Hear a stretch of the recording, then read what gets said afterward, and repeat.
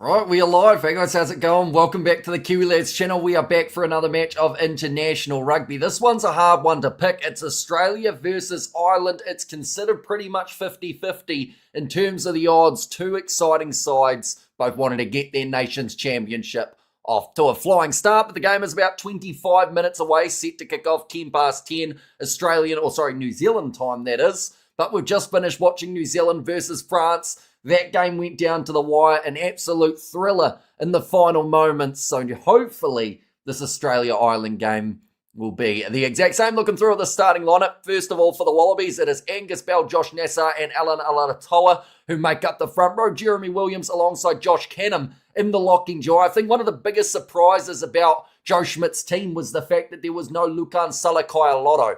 That man has been very physical for the Reds all throughout Super Rugby Pacific. We even saw him in the game up against the Welsh with the Barbarians, and he once again seemed to be one of the more strong players out there on the park, but instead opting to go with Jeremy Williams and Canham here this first Irish test. Rob Ballatini as the number 6 with Fraser McRae and Harry Wilson slotting in at 10. Those three men have been dangerous at international level. Also all three having great Super Rugby Pacific campaigns. We got there in the end. I don't know why I said Super Rugby twice. Ryan Lonergan and Carter Gordon as that 9 and 10 combination. Gordon, he has had a bit of an eventful few years. He started in Union, went to Rugby League for a little bit, came back now into the Union setup and is building towards that Rugby World Cup. Dylan Peach out on the left wing, one of the most underrated wingers, I feel, in international rugby. Lena Cattell and Joseph Akuso Soali'i as the midfield. Max Jorgensen, who is definitely one of the best wingers around, out on the right wing. And then at 15, Jock Campbell to close out this Wallaby side. Also no Andrew Callaway. We did see him playing for the Barbarians, and he actually did a pretty good job there too. So it seems like there are a lot of fringe guys who, if they were given the chance, could also do nicely for this Aussie team. Looking through at the Irish starting lineup, Tom O'Toole gets the number 1 jersey. Porter still dealing with a few injury issues. Dan Sheehan at 2, with Tyke Furlong slotting in as the number 3. Joe McCarthy and James Ryan in the locking duo with Kian Prendergast, Josh van der Fleer and Jack Conan as the number 8. So no Doris, again due to injury. That man's been very unlucky at international level as well as throughout the URC campaigns. 2, Jamison Gibson Park and Sam Prendergast as the 19 combination. I am thoroughly looking forward to the Prendergast versus Carter head-to-head. Jamie Osborne out on the left wing. Stuart McCluskey and Gary Ringrose make up the powerful midfield. Robert Balakoon out on the other wing and Hugo Keenan at number 15. So those are the starting lineups. Ladies and gentlemen, we have got there Leka Brew, says Skulk, and also let's go the Aussie, says Raymond. Come on, Aussies, do it for the Southern Hemisphere. And it will be decided between the chalk, says Methway. And also it's going to come down to who can score the most points. Well, I guess that's the thing is, you're not wrong. Whoever has more points in this game will win it. And of course, both of these sides, they love playing attacking, definitely with the lineups that they have selected. So we could see a lot of points on offer. For these sides, we have got Australia as a strong squad. Can't see them losing, says Flows. And also we've got there Bennett Onelson should start as the 10, and France put up an awesome fight. Just what the All Blacks needed. Yeah, it was a very close game between those two sides. We have there, yes, Hamish. France was very good. AB's not great, not going to lie. I feel like Ireland should have this. Ireland very strong, says Aino. And is Aki playing? He is going to be playing, but making his way off the bench, Bundy Aki. McCluskey was phenomenal throughout the Six Nations in the number 12 jersey, so I feel like they're rewarding him for that form in most recent internationals. How long till kickoff? We have got 20 minutes until the kickoff of this contest, so not a mile away. Normally in Australia, they run behind by 5 minutes or so, but I'm hoping that's not going to be the case for this one. Abies would have lost if top 3 players were available. See, Enzo, could you also argue had New Zealand selected their top players, then they would have also had a decent chance of winning Hensel? We have got there, I'm really excited for this game. Are Australia using the NRL players for this game or not? Says LB. So they've got Carter Gordon, who was in the NRL. They've got Suali'i, who used to be in the NRL a few years ago, but yeah, he's changed quite recently, but there aren't a huge amount of those guys yet. I feel like we're going to see a lot more. You're pulling at straws now, says Hensel. Well, it's just one of those ones. You can't just say it about one team. You've got to say it about both, don't you? What top New Zealand players was not picked, Says Henzo, well, they've had a little bit of an injury crisis. The locking duo had 22 caps between them, including the guy off the bench. So that's 3 players with 22 caps combined. And you're saying, oh, they didn't have anyone missing. Aki on the bench says, Scott, yeah, he's from that number 23 jersey with Kieran Frawley also there as the number 22. And all the AB's haters, first game of the season, new coaching staff, new caps. We need to fix something defensive, but otherwise you try playing pro rugby. Yeah, I think it was a solid enough showing. In fact, I think that both sides, on paper, looking at that game afterwards, would say we actually did pretty nicely as a whole. We have there France could be a strong contender in the World Cup. I don't think there's any could about it. I think France will be a strong contender in the World Cup. We have seen throughout July the amount of depth that they've been able to build in certain positions. You know, you chuck someone like an Adesogbi out there on the wing and, you know, you almost forget that they were missing Biel Biarre in some regards. We have got there... I thought Australia were bringing back some NRL players for the World Cup. They need a year to get used to the game. No, depends, because they've also got a Rugby League World Cup this year. So, you know, they will want to take part in that first. And then from there, they will then probably transfer to Union. But yeah, they won't have a lot of time to adjust. It'll be a risk for Australia, and some big decisions will need to be made by Les Kiss as to who he actually decides to chuck in the equation. And we have got there now, mate, looking at that match tonight. So we're going to smash JBs. Up a new team, they need to gel. And we have got there, Hansel, you lost. Says the underdog. And up the ABs says MPT.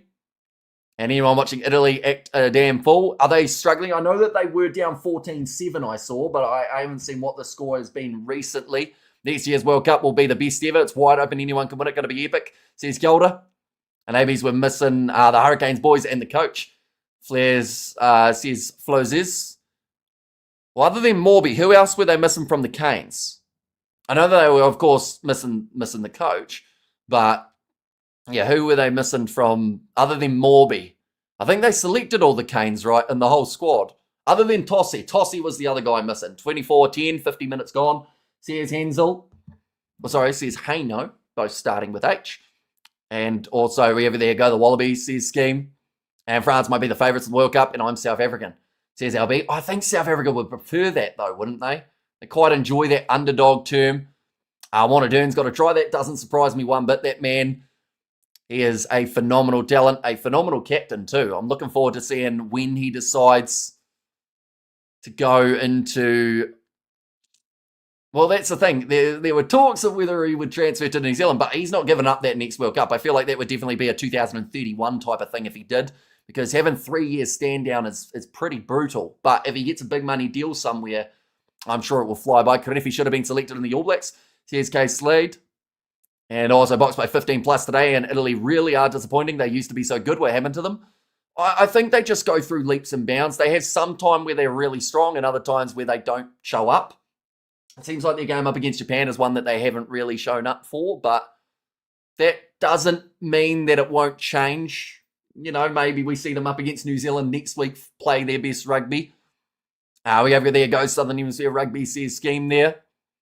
We have there, how did I lose? I'm not French, just calling it what it is. That French team is missing way more players than the All Blacks, says Enzel. Yeah, I mean, at the end of the day, there's always going to be not so much the excuse of players not being there, but like you can't blame the All Blacks for beating them. You know, they could only beat what was in front of them. If the French didn't want to have so many players missing, don't have them missing. You know, have them available, change the top 14 season a little bit. Like, New Zealand can only beat what's in front of them, and to be fair, they only just did. There were many times throughout that game that I think France had that one relatively in control and just let it slip with a couple poor decisions. We have got their ABs will be much better when it comes to the South African tour, says Yowza. And also we have got their Go Australia, says Bloke, and also how's it, Hamish? We have got their you making excuses. They should have put them away way easier, says Enzel. Okay, it's just going to be an agree to disagree. Obviously, you've either got money on that game or you just have a little bit of a hatred for a player or a team in that scenario, but yeah, we'll go agree to disagree, because or else I can tell you're going to go on about it for 80 minutes. Tava Nawai should have been selected as well, says K Slade. And we have got there Italy not used to the humidity of Japan, says Haino. Yeah, well, I guess Although, to be fair, it's been pretty warm in Europe as of late, but definitely humidity feels a bit different to that pure heat. This game is currently sitting 15 minutes away, ladies and gentlemen. A 2-point win against the French team is not good enough. Up your standards, AB should be better than that. It was also the first game under a new coach, though, wasn't it? So, Razor's game last year up against the French, he won by 4 points. And people still called to sack him. I think that as a coach, definitely for the All Blacks, New Zealand could have won that game by 20 points. People still would have complained. So the way I look at it, at least we got a really solid back and forth test match out of it. And now we get to see the improvements each and every week. Whether or not that's the same side Rennie will select next game, probably not. I think he'll go with a lot more changes in the game up against the Italians. I think we'll see changes for the game at Eden Park up against the Irish. But it's all about learning. And they've got 5 weeks now to try and work out what is their best lineup to head over to that South African tour and try and make a bit of a statement. Now, are they going to play like that? Probably not, because it was their first game. So it's always going to be a bit rusty. But yeah, I've seen people calling a sack Dave Rennie already, which I think is really weird. But looking through at the future games for these two sides, of course, there is another game of international rugby taking place, a lot more. In fact, Australia, they have got their game up against the French next week. That will be a very intriguing one to see how France bounce back there. And then also the Italians. That is in 2 weeks' time. For the Irish, they have got their game up against the Japanese next weekend. And then from there, they play New Zealand at Eden Park, looking to end that massive streak that the Kiwis have found themselves on. We have got there, how can I watch the game? It is on Sky Sport here in New Zealand. And that thumble from the 10 in France AB's game was funny, no disrespect. CSK Slade. The French have the most depth of anyone. They have like 2 A sides. And the Ireland game is a really big one. Says, hey, no, and why couldn't we have New Zealand game at 5:30 and Australia game at 7:30 so I could have a sleep before the Box game? Next week, they're a little bit earlier, which is quite nice. But yeah, I agree. It would be nice, with all these games of international rugby, if they had a designated nap time. That's making me sound old. I know that I'm slowly getting up there. But yeah, nice little nap in between matches. Because we're going to be up until, I want to say I'm up for another 12 hours, somewhere around there. I've already been up for most of today. D-Mac should not start at 15, not good enough. CAZN's on. New Zealand always calls for French best players and no one says anything until we beat them. As when they want to hear it, says Flows. And I'm like, in an oxtail put to you today, I'll send you a taste via Ravens. Hey, what, those birds are going to have to fly a long way, aren't they? You must have almost your best lineup versus Ireland, says Hayno. How do the bonus points work in the Super or the Rugby Championship, same as Super Rugby? I actually don't know, to be honest. I know the Nations Championship. I'm just going to quickly get the information because someone talked about it last one and I forgot to look it up. So the Nations Championship, you get 4 points for a win, 2 points for a draw, 1 point for a loss of 7 or fewer, and then you get 1 point for scoring 4 or more tries. So New Zealand got the full points allocated. France also got themselves 2 losing bonus points, which could actually be quite crucial in the long run of this competition. Another 12 hours. Wybok game ends at 5. Then after that, we've got Argentina versus Scotland, and then potentially Zimbabwe versus Tonga, although I think I'll be just maybe watching that one from my bed. Got Australia, not going to lie, when Holland and Valle are back. I think they'll be, that going to be our main squad for the year. Would you agree? Yeah, I think that they are definitely hoping that Holland will recover. But then saying that, Josh Lord and Sam Derry, I actually felt both did pretty well for today. The only concern I have is how we bring in the 10 extra players to South Africa, considering there will be 36 players with game time and 10 players will be fresh. I think that just comes down to looking at the guys who were informed from Super Rugby. Like, Dave Rennie would have made more than just 36 phone calls. I think that Duplessis Karefi is probably the perfect example of that, how he's going through like full-on beast mode at the moment in terms of his training. He is getting ready for that tour, which would make me think that maybe he's had that conversation. Do you just write off your weekends during rugby season? Pretty much. I write off half the week as well. But yeah, it's like you can't do much other than, like, because for instance, the rugby here started first live stream at 6:15 p.m. on Saturday night. Last game finishes at about lunchtime Sunday. So then you sleep through Sunday. You don't actually get to do anything on the weekends. We have got there as a Bok fan. All I'll say is I'm glad Skelton never played for the All Blacks. Says, how's it? Mahong and Frizzell will be a huge ad. Says Hensel. And how much chance do you give Australia? I consider this game, I know that this is going to be, well, I don't think this is controversial, 50-50 for me in this situation. I think that Ireland have got a good side on paper. I think that Australia also have matched them in certain positions pound for pound. But there are a lot of changes for Australia compared to the type of lineup that we would see at times last year. Whereas Ireland, I feel like this is still a relatively set team, similar to what we saw for the Six Nations. Do you think the Leinster Development Ireland squad sent on tour will get the lads ready for Leo's last tilt at Europe? Go at the URC treble for the last season? I think that the benefit that you've got, a little bit similar to what we saw for the French side, is you've got cohesion in terms of these guys who are playing together for the URC normally. You know, there's quite a Leinster connection in terms of this team. So I think they'll be primed and ready. They'll want that three-peat, something that, well, I mean, no side had ever won two back-to-back for the URC. No side had ever won two, and now they've gone back-to-back Leinster. So, yeah, 3 in a row would be quite the achievement for that side. Morgan won't be in South Africa unless he is first squad for Canterbury. Says Kiwi Rob. Did not like the 6-7-8 combo. Could be better. Says Enzo, and that is something that Dave Rennie will be working on. Like, at the end of the day, again, it was his first game as coach. So maybe it was something that they wanted to trial to see whether or not it worked. I think that Larkai did pretty nicely at 6. I think he'd do nicely in any position in the loose forward trio based off his current form. Savia from the number 8 jersey. I don't know whether that's the long term or just for this game that they decided to try. Hello, Hamish. Hope all is good. I just want to know why the All Blacks are playing the Bulls, Sharks, Stormers, and Lions in a month or two. So it is for the big greatest rivalry tour, which involves New Zealand going to South Africa, playing in a 4-test match series up against the Box, but then they also play the provincial or the URC sides beforehand. A little bit similar to what we see for the British and Irish Lions tour, just as a multi-national team, if that makes any sort of sense. Good to see my mate Taniela back in the side. Can't believe you're not like through Japan versus Italy. Shame on you. Says Rugby Itch there. I should have got you in for it, shouldn't I, Tim? If you're keen, Zimbabwe play Tonga at like 10 a.m. tomorrow morning. Give me the thumbs up. We'll get you on for that one. You can represent your dad or the Zimbabwean side. And Hubok play next weekend. Can you put the list up? Says fortnight, so they are going to be playing up against the Scottish next week. For their live stream, we will have all of the updates about who's going where and whatnot. And like I was again, says Flozes. And also, come on, you kangaroo shaggers. Us Kiwis are cheering for you clowns. Sounds like there's a bit of rivalry there for yourself, Wimby. And no one cares for those minnow countries. I kind of do. They're all in the World Cup, so you got to keep an eye on them just in case, you know. What time is Scotland versus Bot game next weekend? Says Fortnite NBA. I think that's going to be same time as the England versus South Africa game kicks off, so about 4:40 or 3:40 a.m.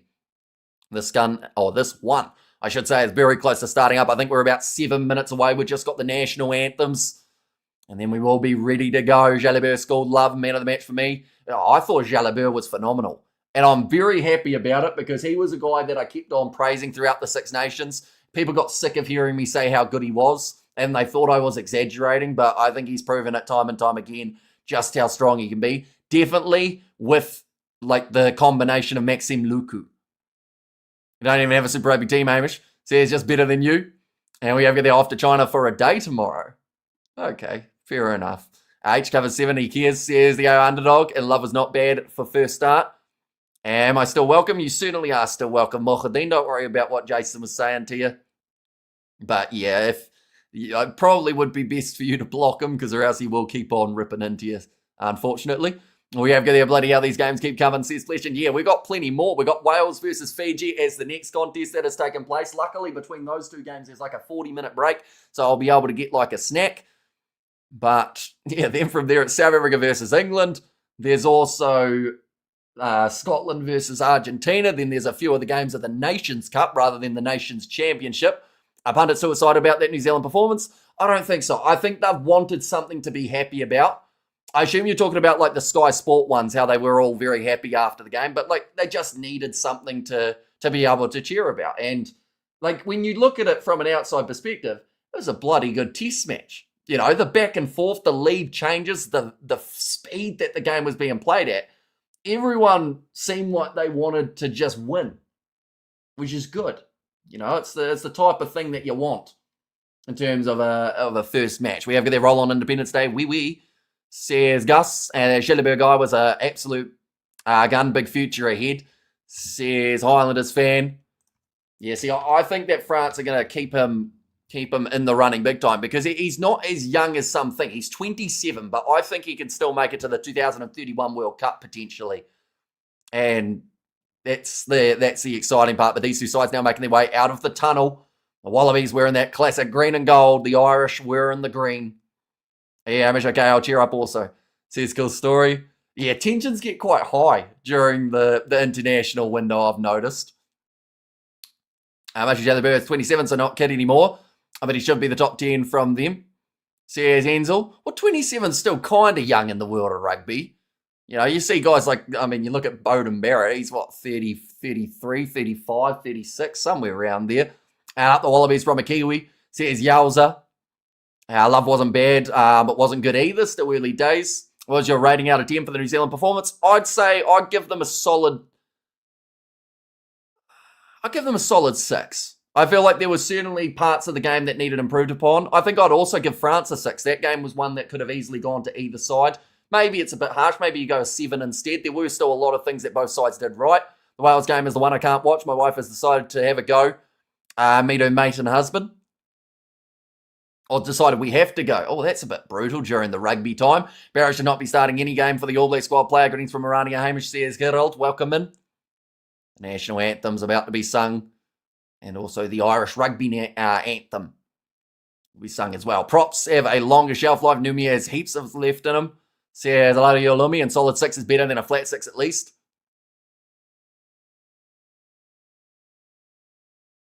Well, this guy's got a bit of a raspy old tone to him. His last name's also McCabe, so that makes me think he might be Irish. And what does Italy score? They were down. I'll have a quick look now as well to see what we got into the score of that game. 24-10 down the Italians. So actually, you know, a really solid old start to the game for the Japanese. So the French will be the only side to not play a full-strength tournament or full-strength team in this tournament. Not necessarily. I'd say that there'll be a few others who, you know, rotate. New Zealand's game up against the Italians, I think we'll see some rotation as well there. For, you know, France always gets stick for it, but they're no means the only side that have sometimes switched around who they've got. You know, and it's a little bit similar to what you see for the Champions Cup sides, how certain teams get more stick for rotating or not going as strong for the Champions Cup. You know, you've got to take the consideration that there's a World Cup around the corner. You don't want to lose your guys now with injuries and then end up in a really tricky predicament when you're running low on players. We have there, Ireland is a good team also. I think the box will rotate also. Yeah, 100%. That, like, you're in this scenario where this is the trial for the World Cup. You find out who your players are, and you almost have a side written down before 2027 even starts. Close game, says Darrell. I really hope it is. As the summer of the World Cup is on, it's too much sport when there shouldn't be any in my head, or in her head, says Fleshin. People pay good money to watch the best play, though. True, but at the same time, like, I think some consideration for the players goes a long way, you know, because it's very easy. Like, I know that for some people who are watching the games, you know, getting up to their seat, up the steps is the hard part. Whereas for these guys, they're throwing fridges at each other throughout 24/7, or at least 12 months of the year. So, you know, the occasional break's quite nice for these guys. And it's all about the resting and recovering, getting ready for later on. Are they kicking off tonight? Oz TV. So they've just finished the national anthem. So I think they're almost running on time. They might be like a minute behind or so by the time they get the flags off the field. And we have got there. When do they announce the team for up against Italy? I assume that is from Fortnite. They'll announce it probably on Thursday, 4 p.m. again, or somewhere around there. It's Pat McCabe, a niche rugby player pool. Says Alario Lumi. And also we have got there I think that's when's the announcement, I think is what you're trying for there. Sound for Australia. For butchering our anthem, says the general. Oh, Kylian Mbappe. He's still in the World Cup, right? You guys still going strong, the French? I think. See, I don't even know who's been knocked out. I know Australia lost in penalties, didn't they? Sorry, that's a terrible one to bring up, definitely because Australia are just about to play in the rugby. Probably the worst example I could have given, but we didn't even make it to the round of 32 for the Kiwis, so yeah. Only lost to Australia once in 6 matches for Jameson Gibson Park, so he's got a pretty impressive record up against the Aussies. You think Segner will debut next week? I think so. Considering Italy didn't qualify Soccer World Cup, they need something. So he's just better than you. And Bafana out says, Amokhadin, yeah, that was up against the Canadians, right? That they lost that game. Full house in Sydney, let's go. Yeah, and quite a few Irish, I believe, because the singing of the anthem was quite nice. Ben O'Keefe will be the referee in charge of this one. Matteo Liparini is going to be the man on the TMO. Carl Dixon is a bad ref. Well, luckily he's not reffing this game. It is Ben O'Keefe in charge of this one. So Ali's got his game face on. And the Irish, they will be kicking off this one from right to left. We're underway for international match number 2 of the day. Ireland versus Australia. Kicked off into the 22, taken by Valentini. Runs it straight at key, and Prendergast makes a few extra post-contact meters in the process. Australia, if this game is anything like the last game we witnessed between the All Blacks and France, this could be quite a high tempo. Ireland, they've got Sam Prendergast from the 10 jersey. That tells me they're going to look to be a little bit more aggressive. Carter Gordon clearing it from inside of the Aussie 22, but doesn't find touch. Hugo Keenan on the halfway line has Prendergast. He'll go for the up and under from the halfway line. Bit too much depth on that kick, and a nice easy mark for Carter Gordon, who looks like he's adjusting his appendage. Just getting comfy in the shorts before getting ready to kick this one into touch. Maybe it was maybe adjusting the underwear or something, but no, that wasn't ideal. Carter Gordon, hate when that happens too, when you just had a bit of a run and it feels like it's not sitting right, but now round 25 metres out for the line. Nice take for the Australians. Now Ryan Lonergan. Across to the right-hand side to Fraser McWright. Turnover machine throughout Super Rugby Pacific. Rush defence from Joe McCarthy, but leaves a little bit of a gap in behind. Gordon still in the 22. Decides to kick it down the field, and this is a very nice kick, and it will bounce into touch. Brilliant clearance from Carter Gordon there. Big questions for Prendergast to answer. Yeah, well, with the absence of no Caelan Doris, there is half a chance of sneaking in that loose forward trio. Who else do they normally have? They normally have Ryan Beard there too, don't they? In that conversation. He's adjusting his machine. So here's Liza. And where is this game? It is being played at the Waratahs home stadium, which is probably the easiest way of describing it, but Allianz Stadium in Sydney. Now thrown in, nicely taken at the line out, or no, in fact it slipped through the hands of the Irish, so now back in the hands of Australia. Ryan Lonergan fires it away to the right-hand side to Rob Valentini. Very good position on the field for the Aussies. Ikatel, risky offload, picked up by Peach though, who ran onto it well. Now back across to the left-hand side, big shot on McWright. Valentini. It's already about his 4th carry in the first 2.5 minutes, penalty advantage in favour of the Wallabies. Alatoa tackled by his opposite number, and Tyke Furlong, big connection with Len Ikatel, looking for the steal was O'Toole. Pick and go from McWright at Thunder Flare. Now Harry Wilson, another pick and go slowly, making his way that little bit closer to the try line. Ikatel with the short ball up to Josh Nasser. They're right on the line at the moment, the Australians. Ikatel with a low look pass. Gordon goes across, bounce pass there. Campbell, great hands. Dylan Peach in the corner. And the Aussies have struck early in Sydney. But is that just going to be a thing of this weekend? France scored in 2 minutes up against New Zealand. Australia have scored in 3 minutes up against the Irish. They were regarded as the underdog for this game, so maybe the underdog scoring early. Something we're going to see a lot of throughout this weekend. Dylan Peach with a beach. Says Haino there. And I hate England, but after having to put up with if South Africa, England, says Centre Mass. And one of the how many Allianz Stadiums? Yeah, there's too many, isn't there? You've got Allianz Stadium in Australia. There's one in Italy, I believe. There's one in England now, which is Twickenham. I still call it Twickenham. How's the crowd sold out for this game? They are loud as well. Definitely with that try from Dylan Peach. And no Hamish Frawley, the form 10 in Ireland. Big question for Sam Prendergast to answer. Should he even be there, said Power Bite. Yeah, see, I do really like what Frawley's been able to do. But I also understand why they've gone Prendergast here. I feel like they're trying to build Prendergast for the future and try and get him settled in that 10 jersey. Who's your favourite international rugby team, says Craig Green. Well, I'm from New Zealand, but I feel like I have about 5 or 6, which isn't the right answer, of course. But the kick has been missed by Australia, but already into this game, 5-0 in favour of the Wallabies.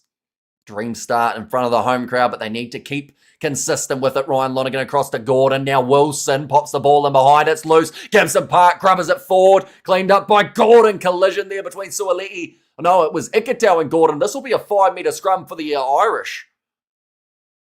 He's going for the ball. No, it's not a goal line dropout here. It was taken back by the Australians, I believe. I think they'll just check this now.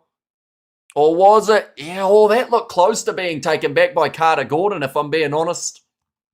But it's ruled as the goal line dropout. I love the confrontation as South Africans. Hate us as much as you want. And also, so Wales being the underdogs means they should score first. No, that won't happen. It actually could, though, because that game's in Wales. And we have got there, Jamison Gibson Park, always dangerous, says David. Absolutely. One of the strongest nines in world rugby. One of the quickest with getting that ball out as well. And it's something that has worked so well for the Irish as well as Leinster. Dan Sheehan trying to bump off Josh Nassar. Ball was loose. Valentini got his hands on it, but Gibson Park rips it out of his grasp. Keeps it on the side of the men in green.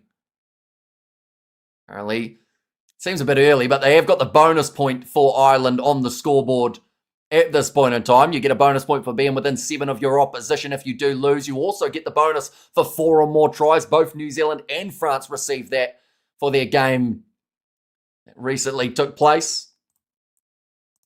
Now Gibson Park away to the right-hand side again. Wallabies losers. So he's given.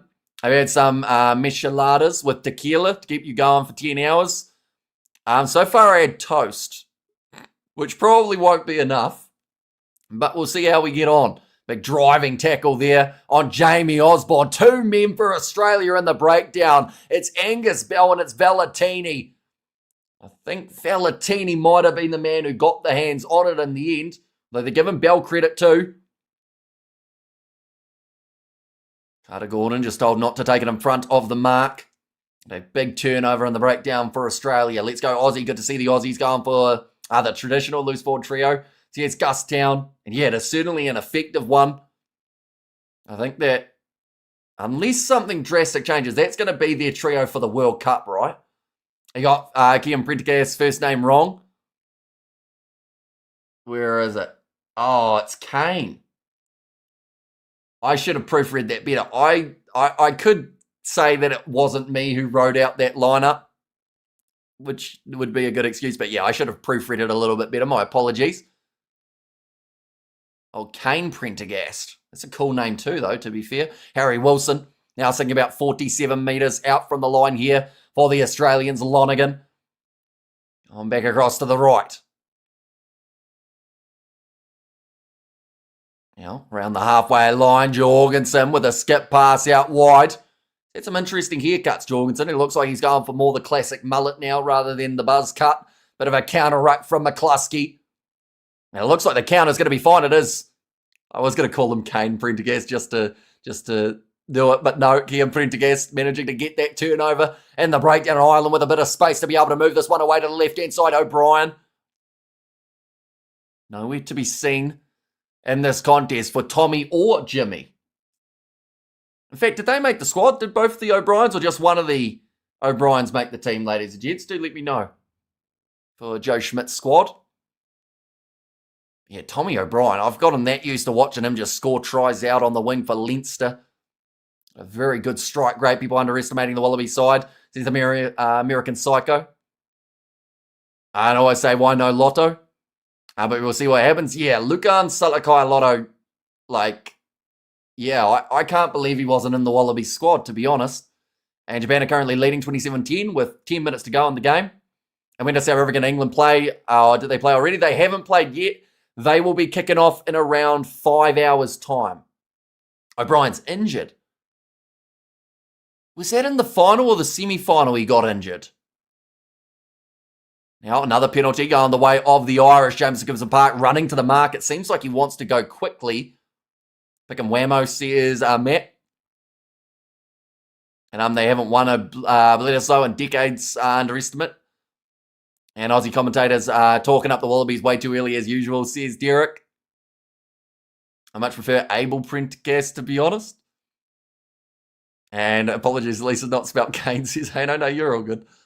A bit of a joke having Osborne on the wing. Well, he's played so well in the centres, hasn't he? But then I guess when you got Ringrose and you got Arkey, yeah, I don't know.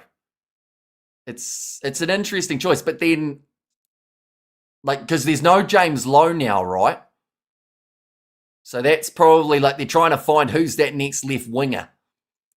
You know, Gibson Park, 10 metres out from the line here. Nice sell of the dummy from McCluskey. Gets held up for a second by Dylan Peach, but they're only 2 metres short now for Ireland to try and strike back in this contest. Gibson Park, short ball to Prendergast. He looks close to over, but just gets held up by the Australians. Or does he? No, Ben O'Keefe sees a grounding.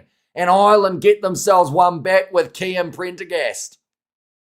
Hey, says, what's up, guys? Welcome in. 100% says David. Kian Prendergast from that number 6 jersey. Managed to finish that one off. Bulls ruined my life.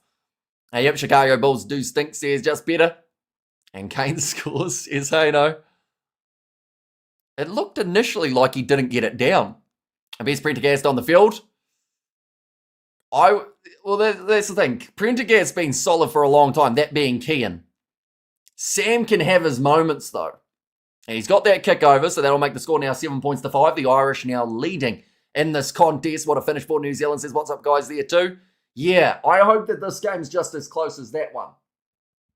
Because the back and forth of that game, it was kind of weird how 9 points seemed so close but also so far away. But then they scored and then all of a sudden right in it. Someone's elbow is bleeding pretty badly in that breakdown. But 7 points to 5. Another back and forwards game. That's good though. I was really disappointed with that weekend of finals. URC final one-sided. Super Rugby one-sided. South Africa A versus Zimbabwe one-sided. Barbarians versus Springboks one-sided. Like it just wanted something that was going to feel like it could actually go to either team. And these games so far have that feeling. Sam better perform well because he was unstoppable in the final. Says, hey, no, that's a good kick downfield from Gibson Park again. Just be such a handful. Comes that kicking. I totally forgot to make a prediction on the wrong decision from Prendergast. Counter, let's call it 3. The ball sucked in the final. There's always next year. Absolutely great for the ref to tell the kicker to take it from the mark. Bugs that out of me says random. And also Irish score, Irish fight. I can tell we will beat Italy because Italy aren't really that good. Yeah, although Italy normally get going up against New Zealand. They seem to find their next gear. They certainly haven't found that gear up against the Japanese. Nicely taken there by NASA. Or from the throw of NASA, I should say. Australia now on their 22. Already 12 minutes through this game. Aren't warm-up matches meant to be one-sided? Kind of, but not really. I like, well, but the thing is, like the warm-up games, yes, but the Super Rugby and URC finals, no. They're supposed to be like back and forth, close games, going down to the wire. Here comes Carter Gordon, carving through the Irish defence. Nice tackle made by Sam Prendergast. Now, big fin from Valentini on Dan Sheehan. Loose ball, still going to be on the side of Australia. What is the Japan score? The last I saw it was 27-10. And it is still 27-10, with only a few moments remaining. Alan Alatoa and Sam Prendergast played okay in the URC final and dived on the ball once. Now people are saying he's a goat, still can't tackle. Says power bite. There's been some work in the breakdown from the side without the ball, whether that is Australia or Ireland. In the early stages of this game, Lena Cattell passes back across to Rob Valentini. Now moving it on again, Lonergan goes to Joseph Akuso-Suali'i. Made by Ryan. Although Australia, if they can get this one breaking away, they could possibly go out left. They've got numbers advantage, although Angus Bell just hits it right up the middle. Moving to the 22. Lonergan looks left this time, although now Ireland are back and set. in their defensive line. Oh, we are so going to beat Italy. Says, what's up, guys? Now moving across to the right-hand side. Leonard Cattell, drawing past. Terrible in behind, but still great hands and too much pace from Jock Campbell. He scores from the 15 jersey. But that was some brilliant handling from the Aussie fullback. He had to catch the ball a full pretty much arm's length behind him, bring it around, and then I'm not sure who was trying to chase after him. But they had no pace whatsoever for Ireland. I'm curious at who this was. But it was the initial break from Carter Gordon to get them going in the right direction. And then from there, just the draw and pass. Okay, no, it was Hugo Keenan. He got slightly sold to go on the inside, thinking that there was going to be one more pass. And to be fair, he was in no man's land. He had like a 2-on-1 at least, maybe even closer to a 3-on-1. And great to see Aussie hard yards paying off and Prendergast let that try happen. He's literally behind in his defence.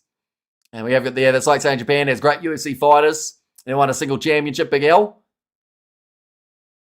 They never won like a UFC title.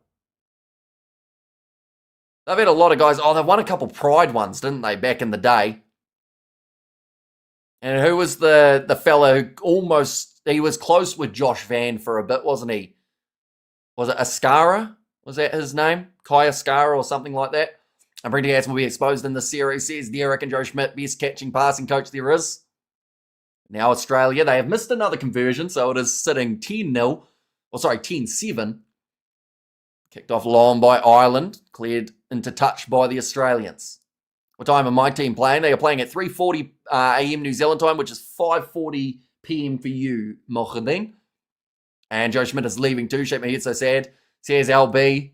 Yeah, I think a lot of people are hoping he's going to be passing on that knowledge to Les Kiss. But whether or not that happens, wait and see. 10 failed attempt, I know. 10 failed attempt.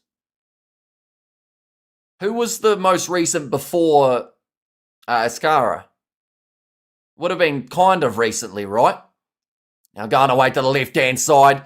Moving on nicely to Gibson Park. Another offload to Hugo Keenan. Now looking for the steal. Note, didn't quite get it.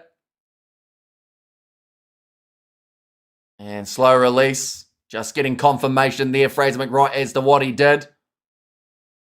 And Sam Prendergast should not be there. But Andy Farrell and the rugby media team, the rugby media trust him. And Jimmy O is everywhere. Says a Matthew. Yeah. It's been a quick tempo in the early stages of this one. And we have got there Akiyama. No, it's Tatsuro Taira was the name of the guy who I couldn't remember who fought Josh Van. I just looked it up. I love what I see from the Wallabies. He's so incredible. I see taken there again.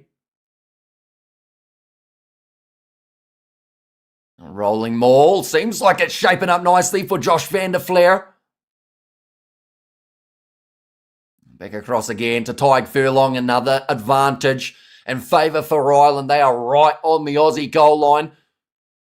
McCarthy, that seemed like it was a bit of a rough pass. He never really got his arms free to be able to try and break through. Italy versus New Zealand play well. Tryouts to avoid becoming Centurions. Says Randenberg. Now Van der Flair again. Up the wires, says Isaiah. Do they play this weekend, the Warriors, or is this their bye week? She's Chinese. It's a guy. He fought Josh Van. Now told to use it again. And well done, Japan, says Matthew. Now another advantage. That's about the second or third in a row here. Australia might be working towards the warning. Now Gibson Park. Are you thinking of Zhang Wei Li just better than you?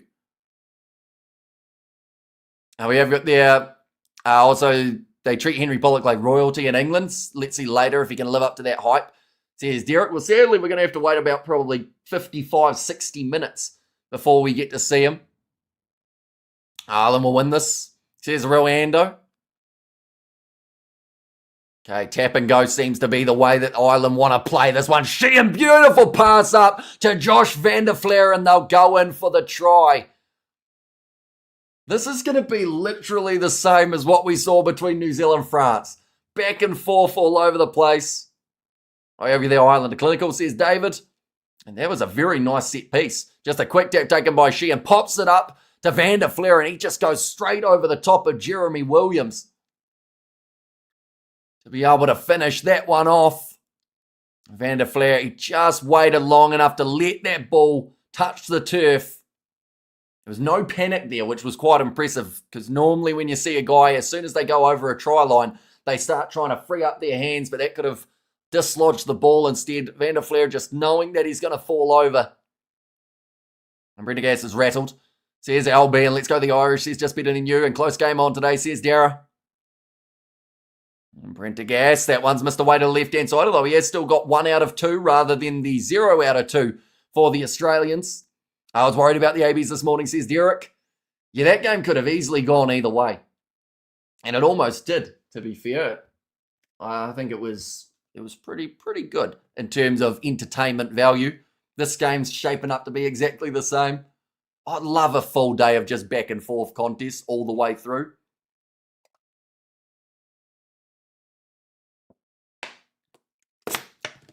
Well regathered by James Ryan there. Famous victory for the Japanese rugby, well played. Says Gus Town. You see, they weren't given a lot of chance up against the Italians, but they've obviously played a much better game. I'll have to watch a replay of that one later on. Go Australia, says Lawrence. Oh, falling over there, but play on is the call. Ireland back with the ball in hand.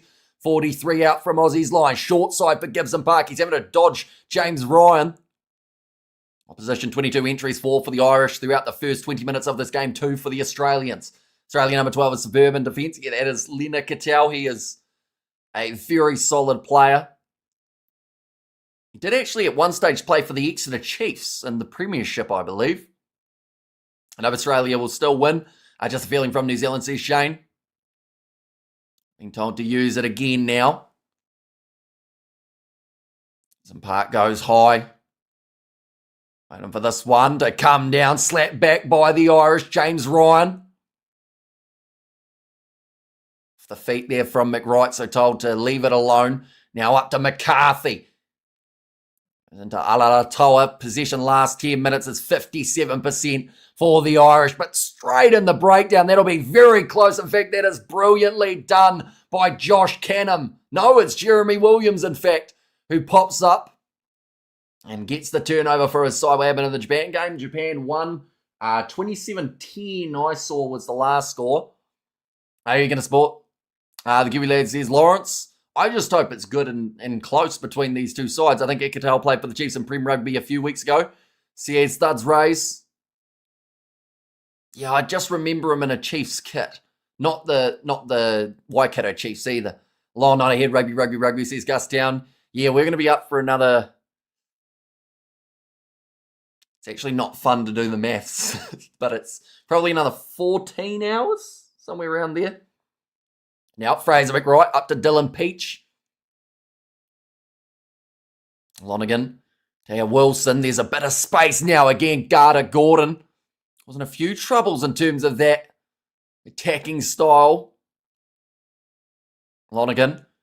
Cross right again. Bell to Ikatel. Suali'i. Nice offload there out to Campbell. Now Peach close to the sideline. Feet getting stuck in the turf. Making it difficult. Osborne straight in off the feet there. Just couldn't quite get the footing underneath him. Angus Bell running it straight at Josh van der Flair. Hurricanes won from the Chiefs. Said Lawrence. Now nice short ball. Running up the middle. It's Rob Valentini with a bit of pace. Goes to Ryan Lonergan. Dragged down 5 metres short. Jack Conan desperation in the breakdown to try and slow it down. Let's be very careful though to not end up with a yellow card or anything along those lines. Fraser McWright 3 metres out for the Wallabies. This one is end-to-end stuff at the moment between the teams. Now Valentini pick and go, and that has earned the penalty advantage.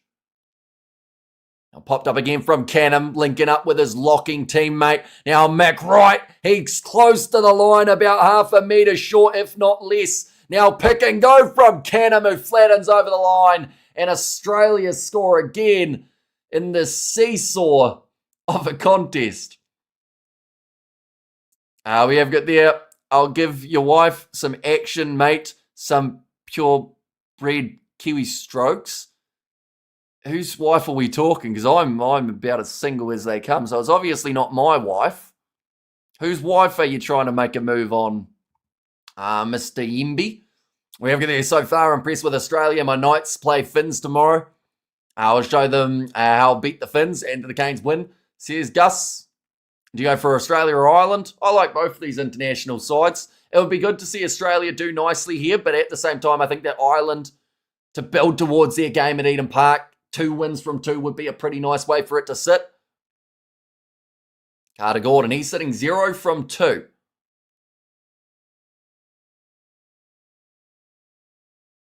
And Carter Gordon this time does get it over. And we have you there. He said if the Kangaroos loses his wife, won't get any action. And we have got the Ireland. Don't you if my parlay says just better than you and Aussie. While watching, I predict that Prendergast missed the tackle there, says Power Bite. Poor Prendergast, eh? Does some good things, though. Will you do Tonga vs Zimbabwe? I'm still 50-50. Only because by then I would have done 11 and a half hours of commentating. So there is a chance that by that matchup I actually don't have a voice left.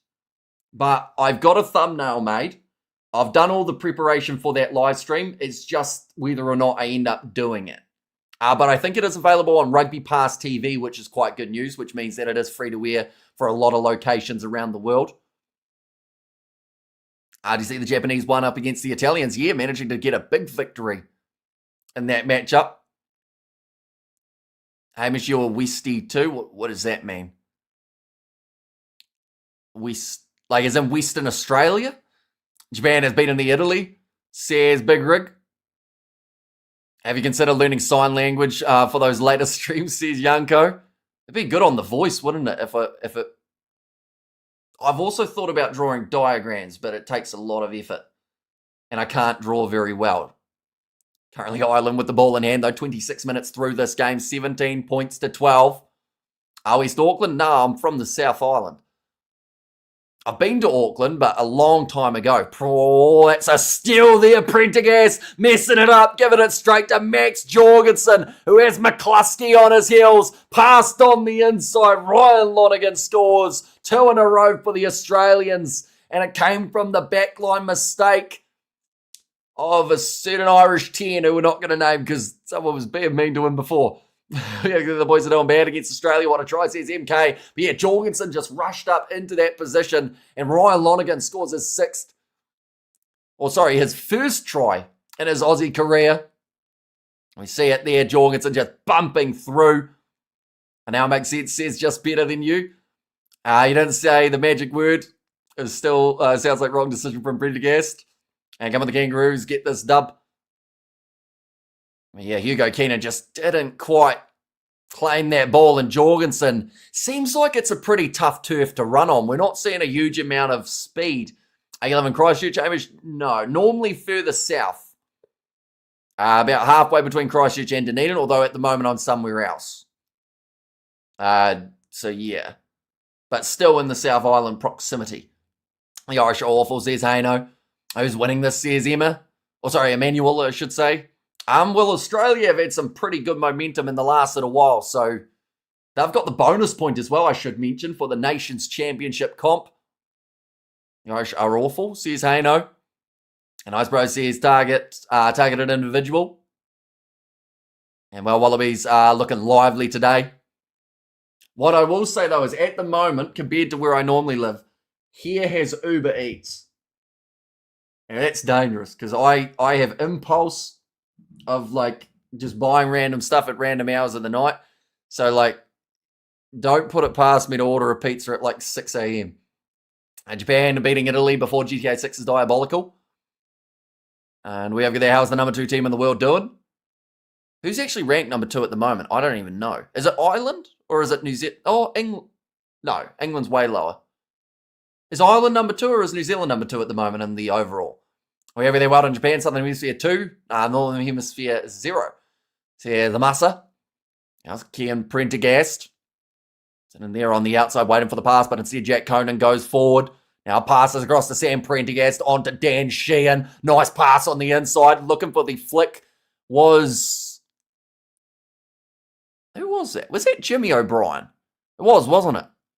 I know Robert Balakoon, I think, was initially going to be out on the right wing, but that late change. Hugo Keenan tackled 40 metres out. New Zealand number 2 says Dazza. Kiwi Lads is a very clever guy. Oh, sorry, a very cool guy. How do you always stay so cheerful? It's probably, I don't really know, to be honest. It's very easy. I think it's because I try and avoid, like, most of the social media regarding rugby. So I can still watch a game without, like, some people I swear just watch rugby because they hate it.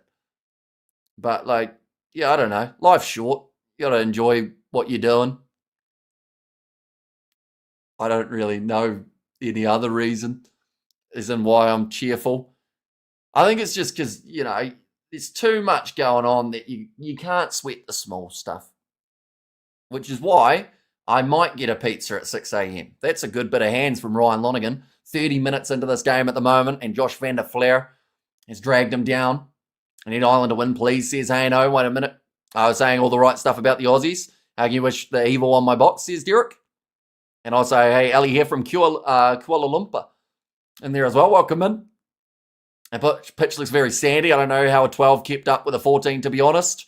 Well, McCluskey's got a pretty big frame, so probably, like, he's quicker than people think as well. But yeah, it just seemed like Jorgensen was slightly off balance. Pizza delivery to yours at 6 a.m. Wow. Actually, I don't know if they do pizza delivery at 6 a.m. But they do have Uber Eats here. So that's fun. Oh, nice ball there for Josh Nasser, breaking through the tackle of Sam Prendergast. I feel bad for the man. Now, Carter Gordon, away to Iketal, moving it in behind him. Fraser McWright. There was a massive collision with Gary Ringrose, who never goes into a tackle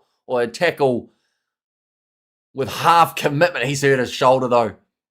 Pizza sounds good. Go the anchovy, says Gus. And although Japan has a Northern Hemisphere side, they got lumped in with the South for confidence. For convenience. Slapped back by Jorgensen. Loose ball. And again, Australia just showed a little bit more hunger, although they have been penalised this time.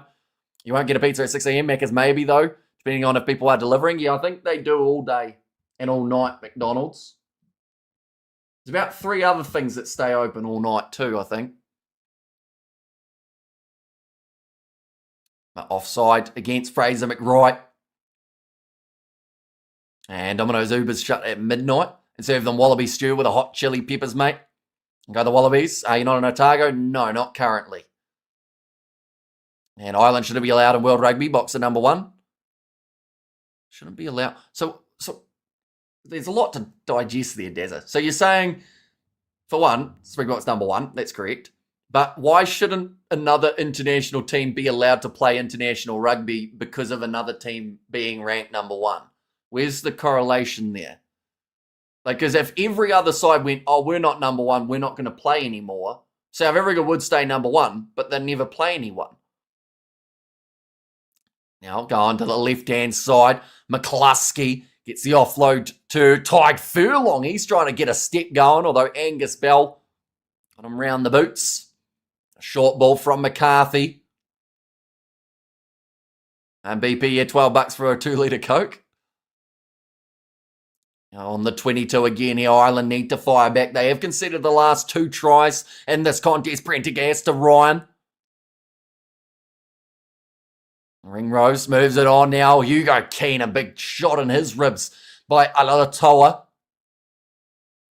Now all trying to go on the near side. They look like a knock on from Gibson Park. And it was Joseph Akuso-Suali'i getting in there. And there's one bread short of a sandwich because the Irish are not worthy. So is it only the Irish that you're saying shouldn't be allowed to play international rugby? Or is it everyone other than South Africa? Because again, if you start saying teams can't play international rugby, you run out of teams. And then South Africa would just have to play with themselves. I've got there, was that not on the side? It looked a little bit side entry, didn't it, from Suaalii, but they have said it was close enough. Jay Slipper on the bench makes a grown man cry so good. Says Highlanders.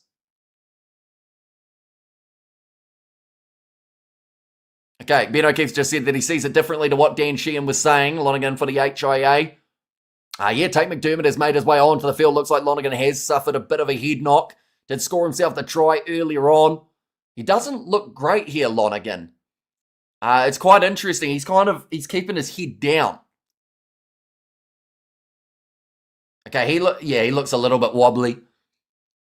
Maybe their Macca's breakfast is always a good mate, but if you can't be bothered driving, the bakeries usually open at 5:30 or 6 for a good old pie, says LB.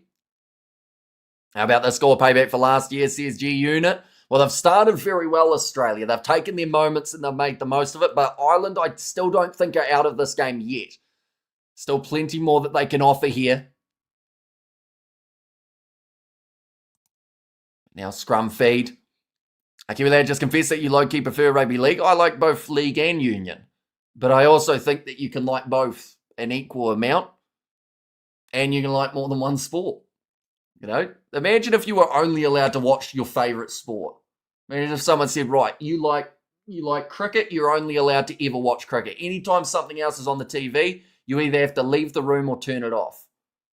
That would be really unfortunate. And Ireland, the old man squad, I wonder when the old guard retire. The old guard retire, says Angie. Hey, how dare you like two things, says Studs Race. Only rugby for me, says Highlanders fans. All about building phases, says Matthew. Tate McDermott about to feed this ball into the scrum. Sitting about 12 metres out from their own line here, Australia. Come on, the Aussies. Says Myra Evans. Now McDermott, he decides to go for the kick downfield and just boots it into touch. Cricket just takes too long to watch these days, says LB. And number 1 international rugby 2 MMA 3 NRL. Rugby league is a simplified, superior game, says Aussie Guy. But there's currently NRL going on right now, right? But you're watching a rugby union stream. So I'd assume you've got it on like your other screen or something, Aussie Guy, or else you're missing what you say is the superior code for a game of union. Line out here for Dan Sheehan. And nicely stolen there in the line out by Josh Cannon, 40 metres out from their own line here, Australia, with just the 5 minutes remaining on the clock. Angus Bell's big cheeks. What do you mean his big cheeks? Now, knocked on by both sides, I believe that is. Somehow it's going to be play on, though, they say. Now back to the left-hand side. Angus Bell. I see what you mean now. He got his pants pulled down. Now McDermott. Across to Carter Gordon. Moves it on to Canham. Tackled by his opposite. And McCarthy. Now Joseph Akuso Suaalii. And through the first tackle attempt. Canham with some good hands. Carter Gordon goes to Angus Bell. Bring back the slipper. Well, he has been brought back. He is going to be making his way off of the bench. Another offload from Canham. Suaalii breaks straight through Ringrose. Pin in the ears back. Hugo Keenan, I should say, does very well to make the tackle, and then Suaalii throws it away.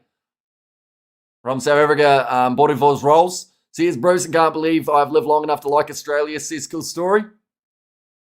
Oh, there was Angus Bell, the number 1 for the Australians. He also played for Ulster this recent year. He was at the Waratahs the year prior. Gibson Park, only a couple metres out from their own line here, Ireland. Will clear it into touch. There's not much NRL this weekend due to State of Origin. Says just better than you. And also, Suaalii really didn't need to risk that pass. Yeah, I think there was a little bit of panic in the way that he did it. He thought maybe there was going to be a chance for a steal. Oh. Actually, I don't know if he did try and offload that one, Suaalii. From the replay, it almost looked like the player coming through for Ireland hit it. I think it was Ringrose got in there. Got to earn the right to play the wing, says Matt. He's got an advert. I went on for a minute. I hope YouTube paying you okay.